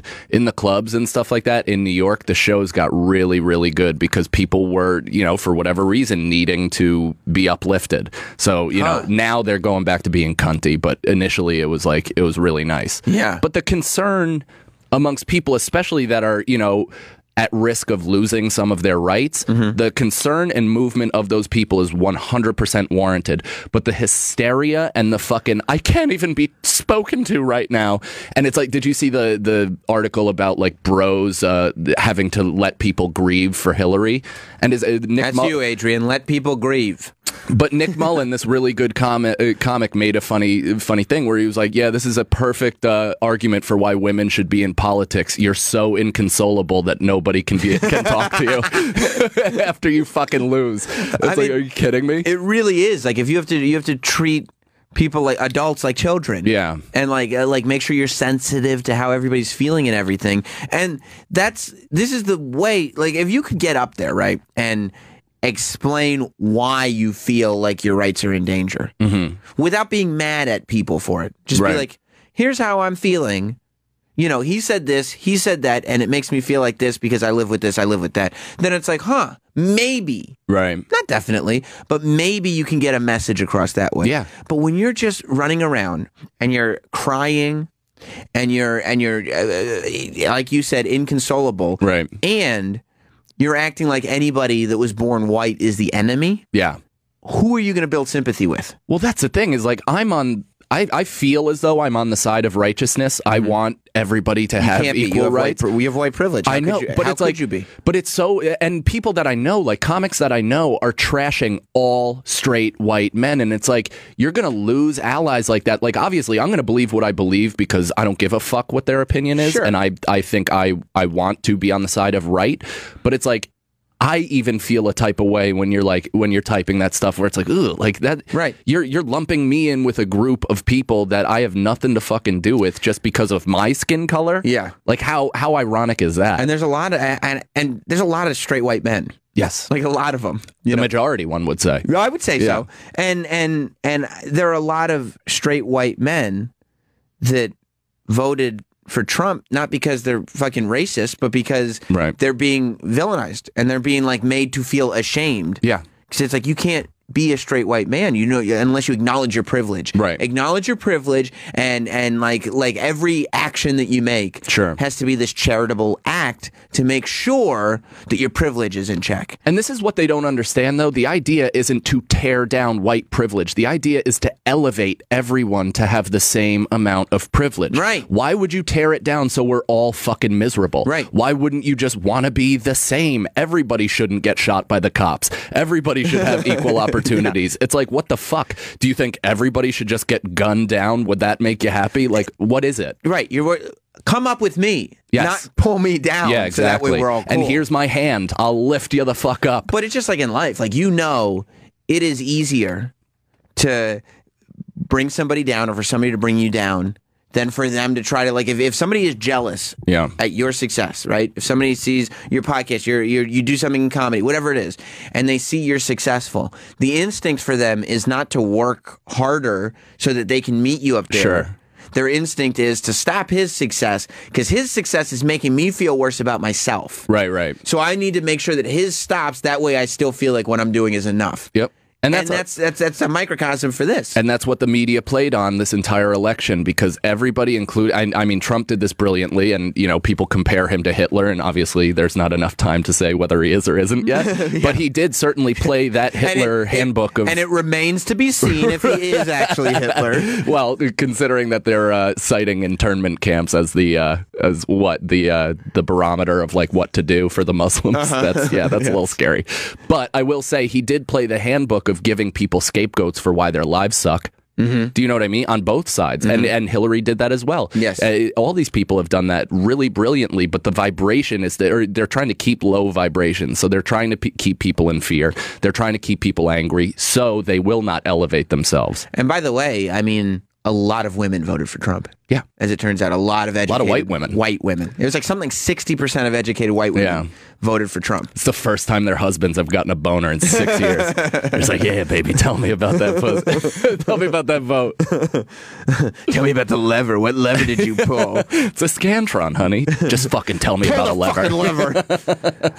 Let's go to Mark in Georgia. Mark, welcome to Jim Norton and Sam Roberts. Mike Cannon is here. Sammy, I love hearing you in the morning, man. A lot easier to keep up with. Thanks, buddy.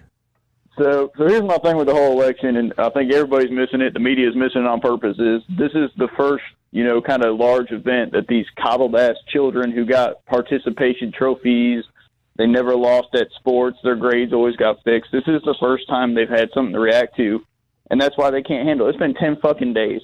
Why are you still out there protesting? It's done. Get the fuck over it, but nobody will tell them that because they've never lost anything in their life. They think it'll just get fixed. There is something to that. I mean, and it's true that generationally, every generation says that about the generation below them. Yeah. Like there's never been.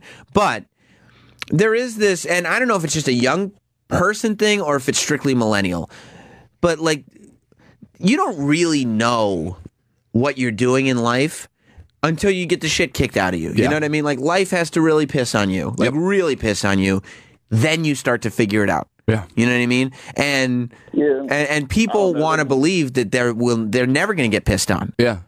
But they know everything. The millennial thing's kind of an excuse, though. I mean, I'm 32. I'm kind of in the middle of the two generations. I guess birthday-wise, I'm still millennial. But, you know, do you think I wanted 8 fucking years of Barack Obama? No. But did I go outside and cry and fucking piss my pants in the middle of the street and protest? No. I went on my life. No, but a lot of people did. Like I do every day.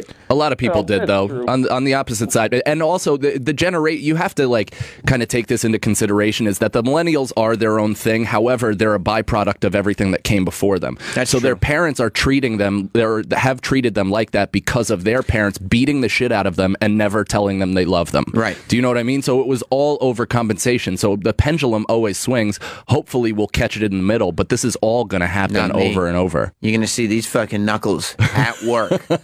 Once I get some kids, I got discipline number 1, discipline number 2. What lessons are we going to learn today? What age do you think your daughter will have to be before she could stop you from hitting her? 4. But those 4 years are going to be painful for her. Oh, yeah. Let's go to Jay on Long Island. What's up, Jay? Good morning, guys. Morning.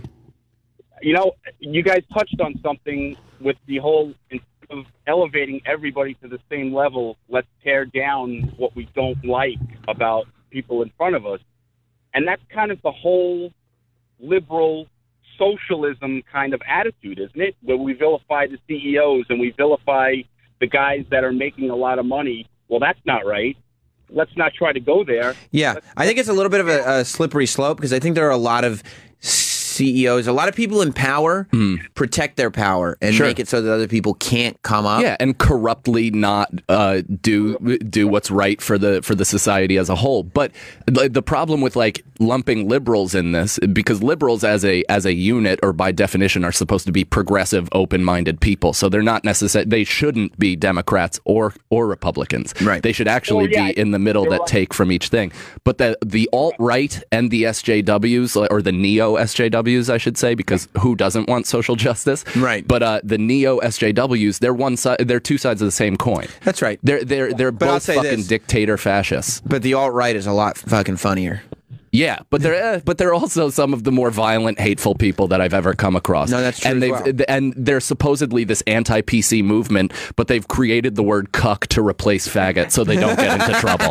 Like what a brave people you are that you had to fucking find out a sneaky little pet name for faggot. Everybody's saying that. Yeah. Everybody with the cuck all the time. I get called cuck nonstop, and it's like, really, you fuck my wife that much and still post 18 hours straight to Reddit? Good for you. Yeah, you Iron Man. Nobody knows what cuck means. No. They don't understand that it's a great genre of pornography. Yeah. You know? Oh man, I'm so self-hating though. So I put the post-it over the couple having sex, and I just jerk it to the sad guy in the corner. You ever watch cuck porn and the guy's like into it and you're like, this is no good. No, I want you to feel bad. Yeah. I love that it's always a white couple and always a black guy, because that's the worst punishment we could think of. Oh yeah. I mean, what could possibly be worse? The black guy fucking our woman proper. Mark in New Hampshire, what's up? Hey, Sammy. First of all, congratulations on the show. We're about the same age, and I've been listening to you since college, and I'm glad to see you're killing it. Awesome, man. Thanks. You're dead on with why Trump won, and I just want to say, like, I'm a gay white male, God forbid, and I don't love Trump, but I would have supported him, and it just drives me crazy that, like, I get why people call him racist, I get why people call him sexist just because of the things he made, but somehow he kind of got lumped into anti-gay when, like, Hillary's whole history is way more anti-gay than Trump's ever was. Like, he's never come out against the gay community. He's never said anything like that. No, and he said that, like, he's not at all about challenging the equal marriage. No, but his running mate said that, which I think Mike Pence is, I think that, I mean, Pence and Bannon, the two of them are pretty horrific human beings. Mm-hmm. They're looking to pretty much soak up as much power as humanly possible while stripping the rights of everybody else. So I think that more or less is what people are pretty terrified about, especially now, is that this kind of new injection of fucking hostility and hate. Yeah, Mike Pence believes in those fixer-upper camps. Yeah. and we're going to send D-Bag to one of those camps, I think. Yeah, I was going to ask you how your LGBTQ fucking producer felt about this election. I notice he's dressed extra dudely today. The thing that he labels himself genderqueer. Okay. Yeah. Sam, the thing that drives me crazy, though, is people act like Hillary's like this crusader for gay rights. When she was opposed to gay marriage, like all through the 90s, she didn't jump on board until it was like trendy and cool. Right. I got to tell you, the 90s... Somehow they're this... The 90s were a bad time for a lot of these politicians that want to come out now. I mean, Bill Clinton was Mr. Don't Ask, Don't Tell. Yeah. You know, Hillary Clinton was against gay marriage for a long time. Let's be honest. But don't ask, don't tell, both in the military and in his sexual history. Is this okay? Don't ask. Don't ask, but smell my finger. I would, but Obama didn't even want to say anything about gay marriage until Biden came forward. Yeah, of course. Like, I mean, Joey B actually should be on the short list of who should run next, obviously, aside from Kanye. He should have run this time. He would have ran away with it. I know, he really would have. But you think he could beat Kanye? I don't know. I love how Kanye just came out and said he would have supported Trump. Right. Yeah. He's been too busy to vote. Of course. Yeah, too busy. But it is, Biden would have, I think he would have won, and he's more open-minded, but all of these politicians are kind of like, this guy's right, they sniff the popular air, and whatever they feel the tide is moving towards, that's what they kind of latch on to. Which is, by the way, the only reason Donald Trump even decided to be a Republican. Yeah. He wasn't a Republican before. No. He's everything he's ever said in his campaign, he's been against before. But he was like, okay, it makes sense. Like, I think the nation is swinging this way. Probably some of his beliefs swung that way. But he's not pro-life. No. You would never convince me that Donald Trump is a pro-life guy. How many abortions are on his resume? That's the question. He's had to have had like several. The question is not, is he okay with abortions? The question is, how many has he funded? Yeah. And how many were from minority women? Yeah. I would say every one of them. Yeah. Let's go to Tommy in Brooklyn. What's going on, Tommy? Hey, guys, two things. One, you said how somber it was in New York after the election. That was in New York. The rest of the country was pretty happy with it. I mean, if one look at that map with all the red...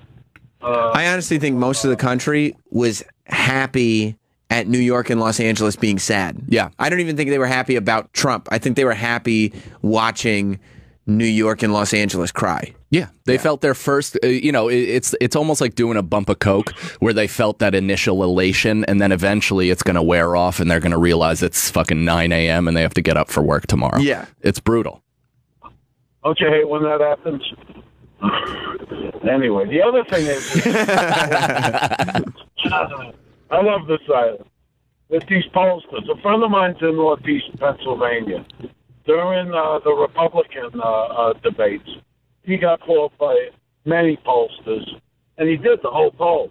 They knew that he was a Trump supporter. He didn't get one call when it was time for the election. They know, and they know who to call and they know who not to call to make the numbers right. I really think that... all right, I'll talk to you later. I don't know what you're talking about. I get what he's saying. He's saying that they're not polling everybody. They're just kind of going specifically to certain demographics to skew the numbers. But so then they would post the poll and hopefully influence the vote. Right. I see. Yeah, but that doesn't help job security because a lot of these people who put out bullshit polls then never work again. Yeah. I mean, but anybody, me personally, I play a lot of shitholes. So I've gone into Pennsylvania in a lot of different towns. And if you asked me before the election who I think would have taken Pennsylvania, I would have given you the most overwhelmingly confident answer in the entire world. Well, yeah, because people think that Philly is Pennsylvania. Yeah. It's not. No, it's very... Pennsyltucky is fucking Pennsylvania, dude. Jesus Christ. There's more like Confederate flags and just like, just people of that nature in Pennsylvania than anywhere in the Northeast. Yeah. Do you see the girl who got fucking speared out of her shoes because she was protesting Trump? I saw I'd never watched the video. I have it up on my tabs. Oh, in between like 16 Eero share tabs. Have you watched that one? That's the new self-published porn site. What is it? Oh, so it used to be vid.me. But then they got rid of all their porn shit for no reason whatsoever. But Eero because they wanted to give YouTube a run for its money. Good luck. Yeah, exactly. But Eero share is like the self-published porn. On Reddit, homemade XXX, a lot of their links lead there. Wow. Yeah. And you log in with a Reddit account? I guess so. I don't know. I go straight from the just the page. I don't even have a Reddit account. Oh, that's incredible. That's incredible. All right. Let's see. This was at, what school was this at, Adrian? Ohio State. So it's at Ohio State, and this. Oh, I thought it was a chick. It might as well have been a chick. This dude was protesting Trump. He's got his. I hate those scarves. Yeah, he's got his scarf on. He's got his beard. The scarf looks like that rug that was under your dining room table. Yes. You know what I mean? Yes. That's exactly what it looks like. He's wearing like the fucking doofus uniform. He's got the flannel, the scarf, the huge goatee beard or wherever he could grow hair on his face. Like he looks like... Yeah, he's the Groucho Marx of hipsters. yeah. And he's sitting there in the student union at Ohio State leading a Trump protest. You don't love to compromise. Idiot! Hey, old boy! You idiot! Look at I love that he's wearing the Freddy Krueger shirt, too. So the guy is protesting on a stairwell, and he's like towards the bottom of the stairs, and this other dude in a hat with a Freddy Krueger sweater on runs down the stairs towards him, behind him. Yeah. So like, you know, slowly. He's coming from behind. Yeah, and he's just slowly trudging down the stairs, and he goes, "You idiot!" And he jumps up and jumps over probably 3 or 4 stairs and just spears the dude. Holy shit. Oh, I think that guy broke his fall with his face. I think he did too. Holy shit. He was not prepared for that. I love that. That was like the scene, though, in Austin Powers when the cement flattener was like coming for the guy and he's screaming. No! It was so slow. He had every opportunity to get out of the way. Now, apparently I read, and I don't know if it's true. It was Milo posted it, so I mean it could, but you know I don't think Milo lies. He might skew things. He's a troll. He's definitely a troll. Well, he was just on something where he said like, where you know if Muslims get let into this country, then you'll see what a rape culture is. Mm-hmm. And he was like, well, I was, you know, it's for a laugh. It's for and it's like, what? Yeah, but there's people on your site that take that very fucking seriously, and you know that, and they're rallying behind that. He posted this, and apparently the dude is not a Trump supporter. He's a Hillary supporter, and he has Asperger's. That's what I was going to say. Which makes sense. That's what I was going to say. That this Oh dude my has, God. My first thought, I didn't want to be an asshole though. I was like, my first thought is this is like, leave it to Milo. You don't have to be an asshole. Yeah, this is an autistic. He does very much look like, have you seen my baseball? Like, yeah. Some guy who like studies rocks or something. Yeah, Oh, you could tell the way he's wearing his baseball hat and he's trudging down the stairs. He goes, "You idiot!" Oh, and the fact that his no. like defense is his offense. Yeah. Is to jump off the stairs and spear the guy. Like, that's not... He's going to be cellmates with Brendan, what's his tits? From Brendan Dassey? Yeah. What do you think is going to happen today? The way he runs is very... Well, let's see it again. Yeah. You don't love to compromise. Idiot! Hey, old boy! If a guy is leading a protest on a stairwell, why would you not close the stairwell from the top of it? Right. Yeah. It's like, oh, no, it's a public stairwell. You can just come and go as you please. He's standing in the middle of the stairwell, delivering a speech into a megaphone. Yeah. Also, perhaps if you're like on the side of what you think is right, maybe the V for Vendetta mask isn't the best thing to be wearing. Right. Do you know what I mean? Like, It's not V for Vendetta. It's Guy Fawkes. Yeah. It means more than you know. And it's like, oh, really? Does it mean Hillary? Is that who it means? Right. The most corporate shill candidate potentially of all time? Right. It's like, oh, that's what that means? Oh, okay. I'm sure. Jesus Christ. So funny, though. And so, yeah, apparently, I mean, I don't know if he's actually a Hillary supporter, but I do believe that the dude had Asperger's. Yeah, I think that's evident by his running form. Yeah. Solid tackle, though. He did. Head down, arms wrapped. Use that body. Face mask on the ball. Face mask on the ball.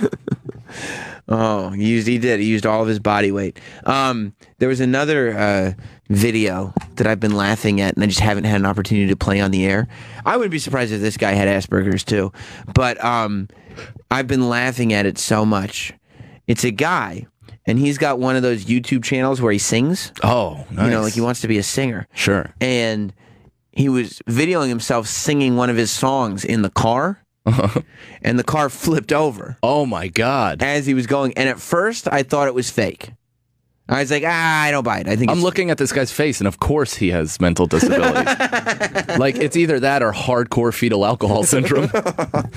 That's not good. Not one part of his face is in proportion. That doesn't lead to American Idol. Fetal alcohol syndrome face. I don't know. It might get him to the next round like Sanjaya. That's true. When the fattiest part of your face is the top of your forehead, it's not a good sign. Oh, not a good look. So he's singing in the car, and the car flips over. And at first I thought it was fake, but you see the stuff hit the ceiling.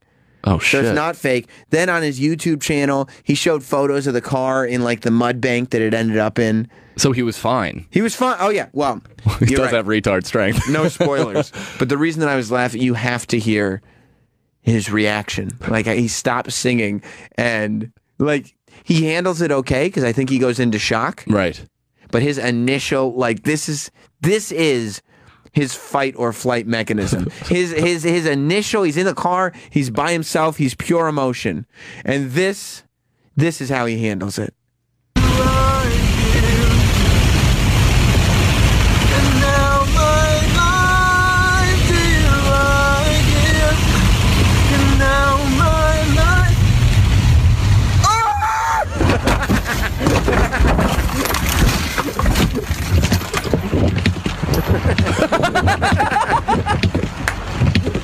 He's totally fine. And he turns off. He turns off his camera.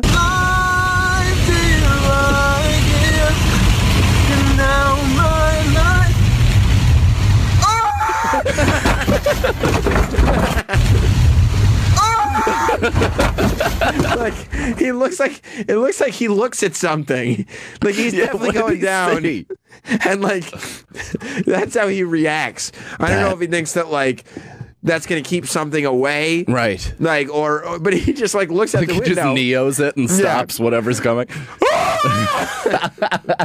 Have you ever done that? Have you ever like gone sideways at full speed or anything like that? You mean like over not flip, but like even in snow or something, like where you go in a certain amount of Yeah, I one time I was driving to work. It was like 5 o'clock, 4 o'clock in the morning, something like that. And I was driving down the highway. It was snowing, and there's a big truck next to me, and there was snow on the ground. Like it had started overnight, and they hadn't cleaned it up yet. So I was in the left lane, and I didn't like having the truck that close to me. Right. And so I wanted to speed up and just get past it, maybe get in front of it, and then be cool. Yeah, yeah. And so I sped up like a little bit. I was probably going like 40. I sped up to like 50. Yeah. And I realized that the car is starting to slip. Oh, shit. And I was like, fuck. And I was going to slip to the left. I was going to hit the median there, the wall, you know? And I was like, fuck, okay, let me just straighten it out.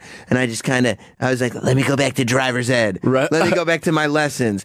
Eased up at the accelerator, start to straighten the wheel. And then I realized I had no control over the car because I was like, no problem. We're not going to hit the wall. The front is instead going to turn to the right. Right. As the back starts going to the left. Oh, yeah. And you end up in the middle lane. And remember that thing that I was trying to get past? Yeah, yeah. The truck? Middle lane. I had gotten past it. Oh, shit. It was in the middle lane, though. Oh, and I hadn't gotten very far past it. So I spun into the middle lane. And for this split second, I'll never forget the split second. I'm sitting there in the middle lane. And I just looked out my windshield. And I'm face to face with the truck driver who's just driving towards me. Holy shit. And I was like, fuck. And I didn't know what was in the right lane. You know, I don't know what's next to the truck. And so I just like, please keep spinning. So I just started honking the horn like crazy. I mean, the truck driver knew I was there. Right, but in case there's anyone next to the truck. Yeah, yeah. Thank God I spun again, ended up in the right lane, and then lodged into the on-ramp. Right. You know, that area? Yeah. And so then I'm in the on-ramp, and I'm horizontal, and like the car turned off at some point. What? And I don't know why. I don't know when. It's like when you fall off the treadmill and you release the key, it just turns off. Maybe it was because I made the same sound that guy made. And it turns off the car. Holy shit. I'm in the on-ramp and I'm horizontal, and some guy drives on and he honks at me. Why wouldn't he? As he's driving past like I'm taking up space. Yeah. What are you doing there, horizontal car? And I'm like, this isn't my parking space, bro. I didn't choose to be here today. You're just sipping coffee. Yeah. I'm on the phone. I'm on the phone. Holy shit. Yeah, it was fucking crazy. I did that once driving up to Geneseo where I went to school, and it was me, my roommate who stayed for for whatever break it was, and then some kid who lived in my town that I didn't know, but he also went to Geneseo and he asked me for a ride. So I was like, yeah, bring a bunch of weed and, rides on me. So we're taking bong hits. I'm driving. We're taking bong hits in my car while it's like kind of lightly snowing in upstate New York. And my chassis, I guess, or the control arm of my right rear wheel was fucking up that entire week. So anytime it hit a bump, it like kicked out, like fishtailed a little bit. So we're smoking bongs. My roommate hits the bong and we hit a bump and my car kicked out and never righted itself. And we were going sideways at 50 miles per hour on the snow, just sideways. And I literally, like that guy, but I didn't scream. I just looked at everybody. I go, "This is it." This is it. Very calmly. This is it. And just out of nowhere, spun, boom, perfectly straight, and just went right off the exit and got it fixed. Boom. Yeah. That's incredible. Yeah, it was pretty crazy. But you were ready to go. I was ready to go. You're like, this is the end I think I'm ready to go at all times. Yeah, like it's not in your control. No, this is it. Right. Yeah. I've had enough friends die from car accidents where I'm like, this makes sense. Yeah, this is the way it's going to go. Yeah. No, but with what'll happen is like you'll get some kind of big break. Like you'll get a thing that you've been waiting for. Yeah. Whether it's like a big special or something where you're like, this is the next level. Yeah. And right after you shoot it, like the car will start spinning and you'll be like, no, no. We just did it. I was ready before because it was taking so long. But I even had that joke. I would rather die before that than after it because I would rather die with potential than having failed. Right. Like, if I die before filming my big special, then people are like, man, he was just about to make it. That's what I would have said. I'd be on the air and be like, I can't fucking believe Mike. I had him on all the time. And he was gonna he was a cunt hairs away from being the biggest name in the world. It is funny though, just even to go back to the podcast, as soon as I stopped doing the podcast, it was like I cut the cancer out of my body and I started doing really well. Really? Yeah. Oh, dude, I filmed a TV set for comedy. I filmed a pilot. I filmed a movie, and now I'm on the verge of doing something else too. Isn't it crazy when you realize like, oh, I had no clue how much energy I was putting into this. Yep. And it was a total waste of my time. Yeah. I mean, more people know me, I guess, now, so that's nice. And I have people that have been messaging me ever since and like, when are you going to do another podcast? Which I am, but it's like, so that's nice. But yeah, it's but, crazy. It probably works out in such a way where if you had just like not done the podcast, you wouldn't have been ready for it. You know what I mean? Yeah. Like it's not, you still needed that time away. Yeah. But it's funny how quickly. And I wouldn't be good on the show, probably. I had a lot of mic time before ever getting on the radio. Right. So I feel completely comfortable here as opposed to, like, if I did this once every 2 months or whatever the fuck, and I'm just like, how do I do this? Right. And I'm just breathing. You're just trying to weave into your bits? Yeah, exactly. Like, yeah, but the thing about the election is, man, the traffic was bad coming here. My wife. Yeah. So, yeah, I mean, it's bad. And you're right about, like, that's what I had to start telling myself probably in my mid-20s. I was like, okay, dude, you're not going to be the youngest guy to do it. This isn't going to be one of those things where, like, you look at the people and you're one of those, like, overnight, like, young... Wonderkins. Yeah, no, it's not, it ain't happening for you. And guess what? It's going to end up being better. And I didn't believe it then. Yeah. But then when you get to, like, 30, maybe less than 30, maybe like 28... and you start to see the Wonderkins start to fall off. Oh, yeah. You're like, oh, thank fucking God. Yeah. Like, I get little growth. House built on sand, it doesn't last long. Right. It's pretty crazy. Right. And you and I, boy, are we good foundation layers. Oh, we got some fucking solid rock. Yeah. We got finished fucking basements. Yeah. With TVs. The whole deal. I guess we should take a break. We'll take a single. Mike Cannon, are you of any dates or anything? I do, actually. November? What are we in? November. We are. It is. Today's date is November 18th. Sweet. I got November 29th. That's actually a good one to come out to. I'm doing a half hour. I'm filming it for submission. November 29th, 9:15 p.m. with comedian Kate Wolf and a couple other comics. Where? At New York Comedy Club. That actually makes sense to say. Yeah. And then what else? I have something else. So November 29th, you and Kate Wolf at New York Comedy Club. Yes. And then December 9th and 10th, I'm headlining Stitches in Lancaster, Pennsylvania. Oh. Lovely. Yeah, that should be fun. Lancaster. Now, that's... Amish country. That's the same place that you just referred to as Pennsyltucky? Pennsyltucky. So come on out and punch me in the face. yeah. If you hate Mike Cannon, let him know. Well, isn't Lancaster Amish country, so they don't get this shit? That's true. Yeah. That's true. Although, would you just stand on stage and yell? No I think microphones. So. Yeah. Well, I have I cup my hands. Oh, you have a technique. Yeah. Cool. We'll take a quick break. We'll be right back in just a sec with Mike Cannon. Welcome back to Jim Norton and Sam Roberts. Mike Cannon is here. Hello. Jim Norton is in Fort Lauderdale this weekend. Tonight and tomorrow, I believe at the Fort Lauderdale Improv. So if you want tickets to that, go to jimnorton.com. Or show up and you can see if they still have tickets, but you should probably buy them in advance just in case. Did he shoot yet? His special? He is not. No, that is next month. Oh, awesome. It's right about a month from right now. He's shooting a special. So he's just running the shit out of it, huh? Yeah, and it's really good too. I saw it when we were out in L.A. He did a show at the Melrose Improv, and he did a lot of his hour, obviously. Yeah. It was really good. Really, I bet. It's going to be a good special. I watched his recent one. I couldn't sleep at like 3 a.m. and I think that helped you, I bet. Yeah, it was knocked you right out. Well, it was on Hulu, and I watched the whole thing, and it was fucking killer. It's amazing that he's able to put out hour after hour after hour after hour like that. Yep. Probably because he doesn't waste his time with a dumb conspiracy theory podcast. Probably not.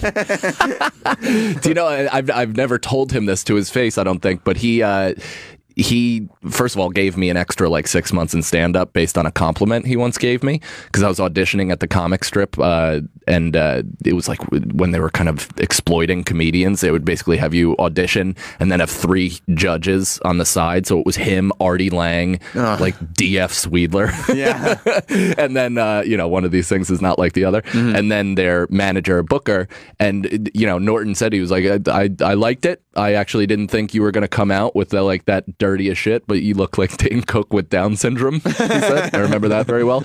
But then he found me afterwards and shook my hand and said, keep going. And I was like, I'm never stopping. Yeah, I'm never stopping. Wow. And then after the 6 months, you were like, I'm established enough that I'm going to keep going. I think, No. So he's responsible. Well, he's my first favorite comic. Yeah. He was. Yeah. That's amazing. Mm-hmm. My whole cadence was him when I fucking started. That's probably why he likes you so much. I don't know if he does. That's probably why he complimented you. That's why I'm here every time he's not. Is Jim in? Yeah, that's Jim. Don't worry about it. It'll be great. You can also get the new Jim Norton and Sam Roberts podcast on iTunes and SoundCloud.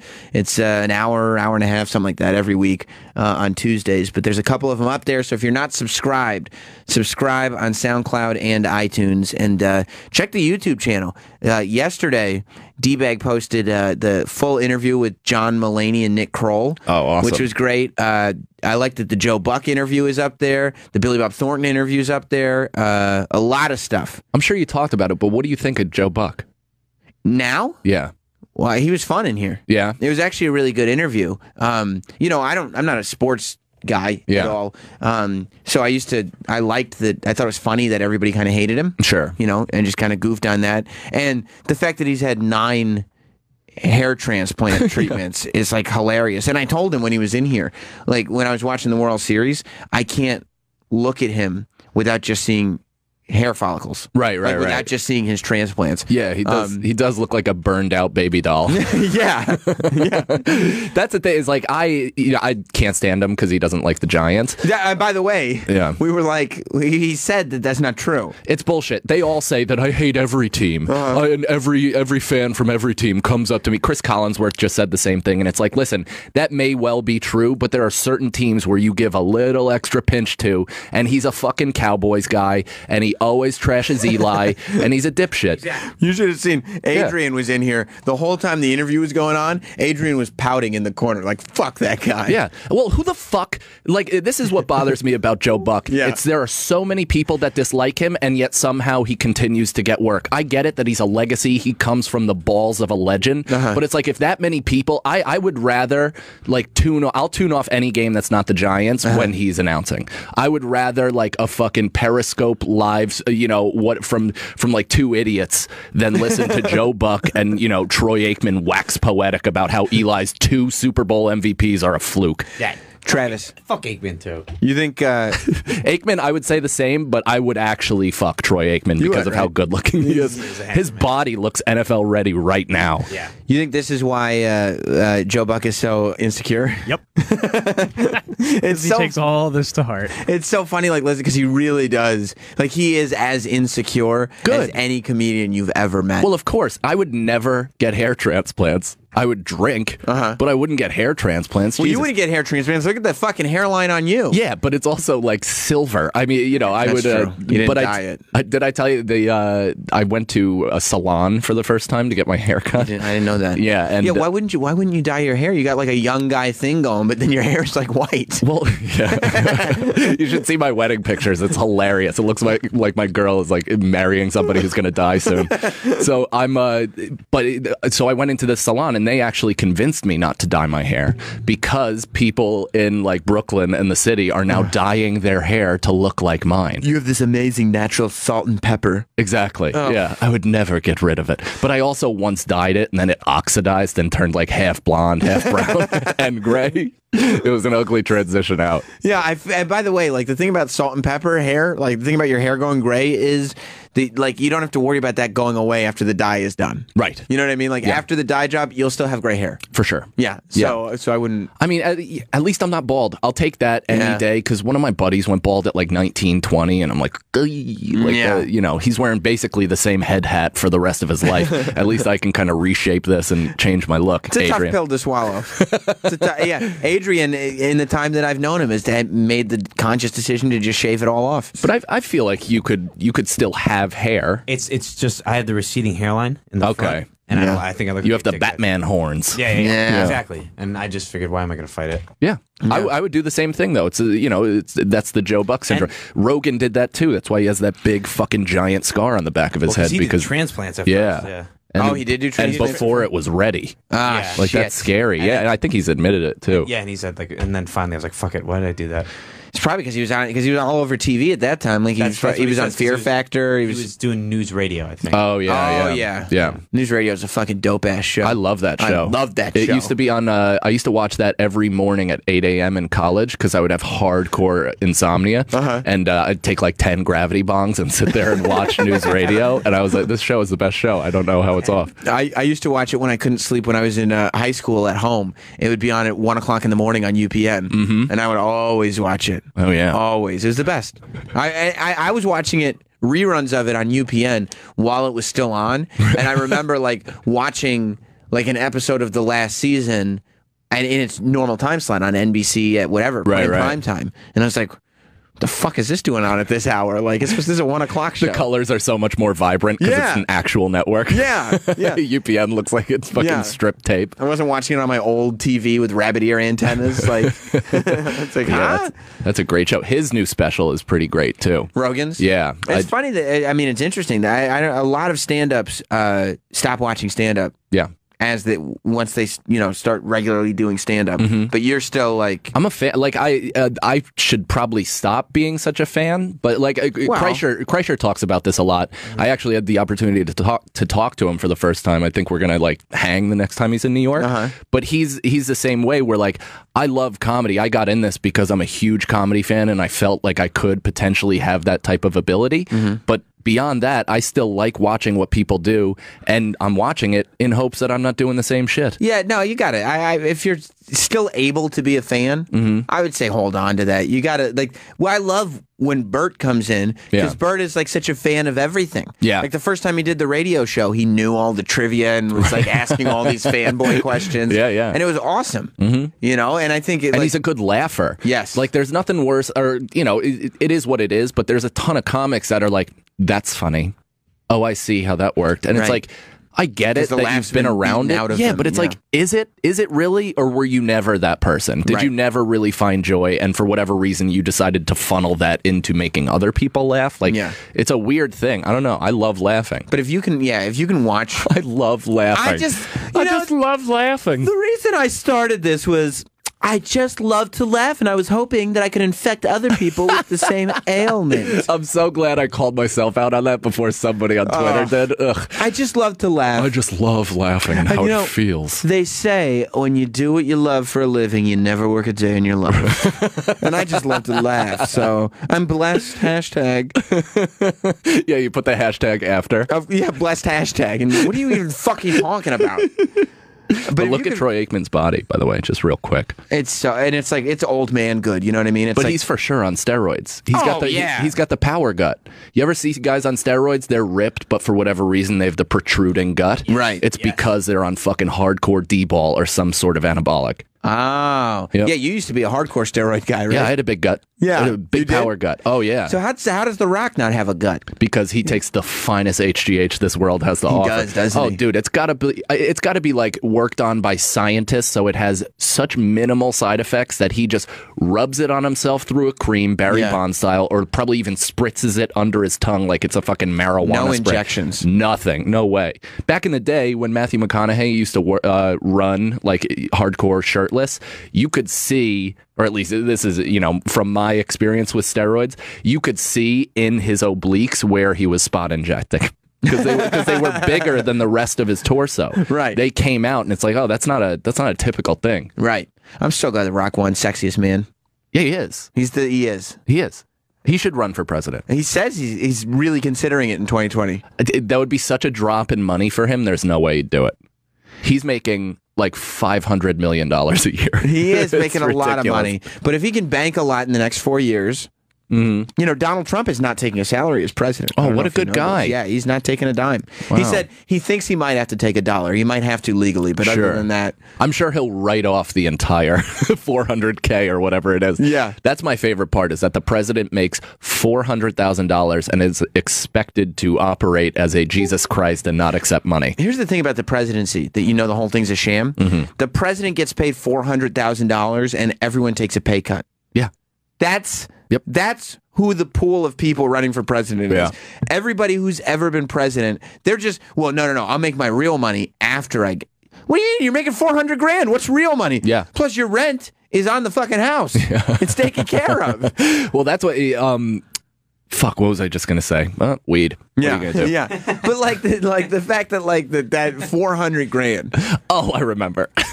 There you go. Quick recoil. Also, the presidency is such a sham because we let them out after. Do you know what I mean? Like the only pope that quit is living in the Vatican for the rest of his life and is unable to see the light of day. That guy knows some shit. Right. The president has such little bullshit surface information that they're like, go play amongst the people after you serve. Right. You can say whatever you want. Yeah, write a book. I don't give a fuck. By all means. Yeah, you don't know anything. How about Trump making people sign a non-disclosure? Yeah. Is that even legal for a president? I don't understand how that works. I mean, he's going to, the level of no transparency that he has. Like, we were just talking about that earlier this week when he's like not telling the press who he's talking to, what he's talking about. Right. And then you run a fine line. Like, I like that he went to dinner without telling people. Like, that's fine. Right. The press doesn't need to know the president's every move. But if you're doing presidential stuff and you're like, no, I'll tell you when it's time. It's like, no, we're supposed to be checking on you. That's the whole point. We're not trusting you. You're a person. You're flawed. More so than most. Dan in Cleveland. What's up, Sam? How you doing, buddy? Good. Hey, I fucking hate Joe Bug. Did you hear the interview we did with him? Yeah, unfortunately. I tried calling in saying that he's a fucking piece of shit, but you guys weren't taking calls. During the World Series, I would tweet every day at Joe Buck and just say, you're a fucking piece of shit. And that was simply... I'll tell you this. We told him, we watched the World Series with Jim's manager, Jonathan, and Jonathan was cursing Joe Buck the whole time when the Cubs were down. And Joe Buck said on the air, it's because he's a fucking dick. So I like that. Look, if you haven't heard the interview, then I would recommend, this week and last week have been good shows, killer shows. Go listen on Sirius XM On Demand, because I thought Joe Buck came across as pretty likable. I've heard him in interviews and actually liked him as a person more than I do as a professional, but he is a person that is in dire need of a psychedelic trip just because he overcompensates for his insecurity by being a condescending piece of shit. He's very in his head. He's so fucking snide and cunty on the air in this kind of like, I have the platinum platter, that it comes across across and people are like, yo, fuck this guy. And he comes from a wealthy family. It's like, there's nothing that people dislike more. But I think if he took a fucking grapefruit-sized batch of mushrooms and just kind of sat there for 6 hours and thought exactly about what makes him him, he'd change. Travis, wasn't the smugness one of the things he was insecure about? Yeah. I thought so too. Like, he knows that he comes off as smug. Yeah. I still think that if he hadn't been so successful so early and he had been able to find his voice locally, he wouldn't be anywhere like this. Yeah. Well, I mean, HBO, when are they going to learn that giving these guys fucking who are, moderately funny sports talk show guys a late night show? Not going to work. Right. Joe Buck Live fucking stunk. Bill Simmons show wasn't a good show. No, it wasn't at all. I mean, Artie Lang's appearance is still one of the best. Joe Buck's? Yeah. It's one of the best appearances in TV history.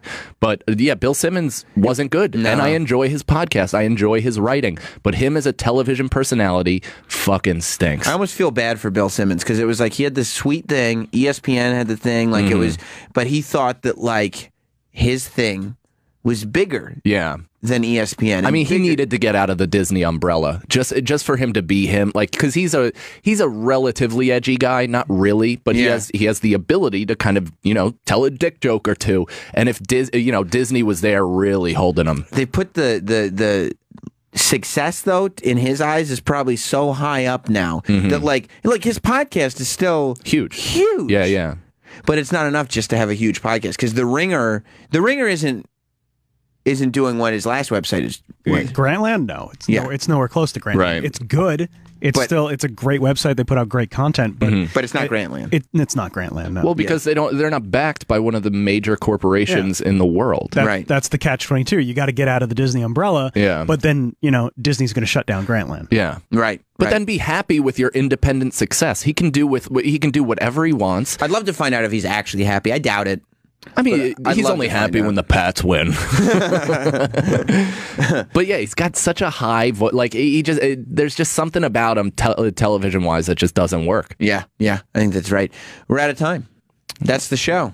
Mike Cannon, November 29th at the New York Comedy Club. Yeah, New York Comedy Club. Everybody check that out. Where can they follow you and get all the information? At I Am Mike Cannon across all social media platforms: Snapchat, Instagram, Twitter. It's very, very exciting. You can follow us, Jim and Sam Show, on Twitter, Facebook, Instagram, Snapchat, YouTube, everywhere. Wow. And, of course, we'll be back next week. It'll be Thanksgiving week. It will. It's very, very exciting. I don't know if our guests are confirmed for next week, but I'm very excited about who we might have on Monday. We have him. Roland said he was confirmed. Should I announce him? You can. I mean, I was told that he's Announce him. I think... hang on. Wait, let's see what the phone man says. Let's see what the man on the phone says. Yeah, he says, go ahead. We have Gary Busey on Monday. Fuck. Oh, my God. Yeah, we have Gary Busey on Monday. So I'm excited. Secretary of State Gary Busey. That's right. That's right. That's amazing. It should be a good time. Thank you, Mike Cannon. Thank you, it's man. It's always a joy. Hell yeah. And we'll see you next week. Goodbye.